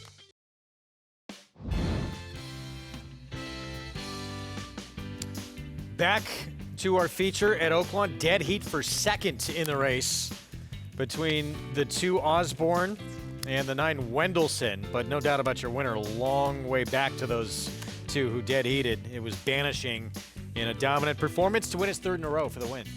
He was the horse to beat coming in based on his last race, and he was also able to secure forward position without a heated pace, and seemed like the horse who was going to be in front didn't want to have that position. He was able to secure his position and go on to win open lanes. Crushes this field. We've seen, look, some really good sprint. Ricardo Santana Jr. was on the incredibly fast Skelly last year, who a lot of those win, I think 7 in a row at one point, came at Oaklawn. He's on a pretty good one here too, who might have a bright future ahead of him. Keeps running like this, he might have run back to that 103. He absolutely destroyed these horses in here. I don't know where it came from, and I have said this before, I have trouble reading David Jacobson's horses, but my gosh, this horse has run 2 giant races. I mean, he's running races that, you know, put him in the category of any of the sprinters in the country, frankly, from a speed figure standpoint. And they have a tremendous sprint series out at Hot Springs. We'll see if that's you got to think that's the target next. They start thinking bigger fish after these back-to-back performances. ABR Race of the Week, of course, Grade 3 Southwest on the road to that first Saturday in May in the Kentucky Derby. Mile and a 16th $1 million purse on the line for these 3-year-olds. With Bob Baffert returning to the picture with gaming with his Grade 1 winner, who was the runner-up of the Breeders' Cup Juvenile. Bob Baffert has brought some very live contenders and strong types into these races at Oaklawn on the road to the Triple Crown, and I think that gaming is one of the ones that we'll look back on as not being the top of those types of horses. He did run well to finish second in the Breeders' Cup Juvenile, but that was a function of the pace not materializing and just the top 2 running 1-2. So I want to see it again from him and see him really have to overcome something to get that victory, but he is coming in for connections that are going to take money, and deservedly so, based on the history of what they've done in these types of races. He's got quickness too, Andy, which he showed in his debut. He's got the rail So does that kind of force his hand to go? You know, yeah, I mean, he's got to go from the inside, and you know that Baffert doesn't rate him, but, you know, American Promise will probably go for Wayne Lucas, and Patch Adams has speed as well. Now, I've been told, I haven't looked it up, that Patch Adams' horses are not running back to the race they ran in his maiden win, so maybe that's a race that's not as good as that 98 Beyer looks, even with his 10-length victory.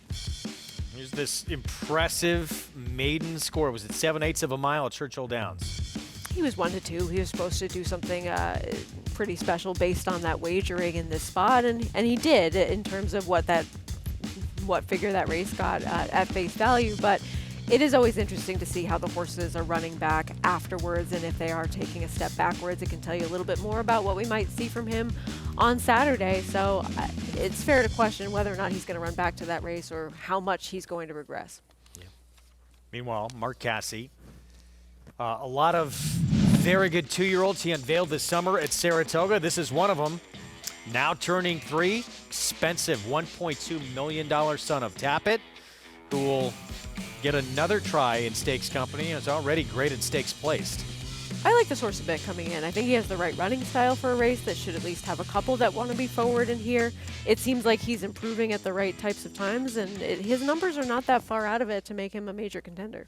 Yeah, I mean, with him, and I don't have an opinion in this race and probably never will, but you have to buy his last race. If you buy that his ability is the 89 Beyer he ran last time, he's a major player here. The question you have to ask yourself is how much do you trust him to run it again, because he had never really run that well before. Though his maiden at Saratoga, an 81, he had a right to build on it. It was the races in between that worry me. What about Tiztastic, a horse who finished ahead of him when they met in the street sense, sort of steadily progressing on dirt for Steve Asmussen? He's not impossible. I think when you look at Steve Asmussen's standards of success, he's not really firing at the level we know he can at Oaklawn as of yet, and that can always change. But it seems as though there's some other horses coming into this race that have a little bit more in terms of credentials that they already have put together. Well, Steve's hitting the board with a fairly, at a fairly reasonable clip. Not great. I don't worry about that, really. He could be a horse that keeps improving for a trainer who knows how to improve horses. Not impossible. Mile and a 16th for $1 million coming up on Saturday. We'll have it for you live in the Southwest. Banishing, $3.60, winning at 4-5 and winning very easily against this group. Again, a dead heat for second with Osborne and Wendelson. And we'll see what's next for Banishing. But again, as Andy said, back-to-back races now where, he is among as good as any sprinter in this country right now with the races he's produced. It's to be determined where he ends up running next, because if he can keep the form that he currently has, I don't blame them for trying tougher waters. Well, they've got to try the race that whatever the final prep is for the Count Fleet, and then big purse races hopefully go to the Count Fleet. With these kind of efforts, he could be favored and he can win those races. I don't trust him going forward, but he can do it, and a nice payout in the pick 5. $2,881. Yeah, in the cross country, if you had it, well done, with likely for many a horse who was singled in that last race. We're back tomorrow, 3 Eastern, FS2. We'll see you then. It was Shadow Dragon. A lot closer to the pace than he usually is. An aggressive Eric Cancel. That led to a couple of victories for him on this Thursday card. And Banishing in top form right now for David Jacobson. Where will we see him next? He's won 3 of his last 4 starts. He looks like he could be a force in the sprint division. We'll see you tomorrow.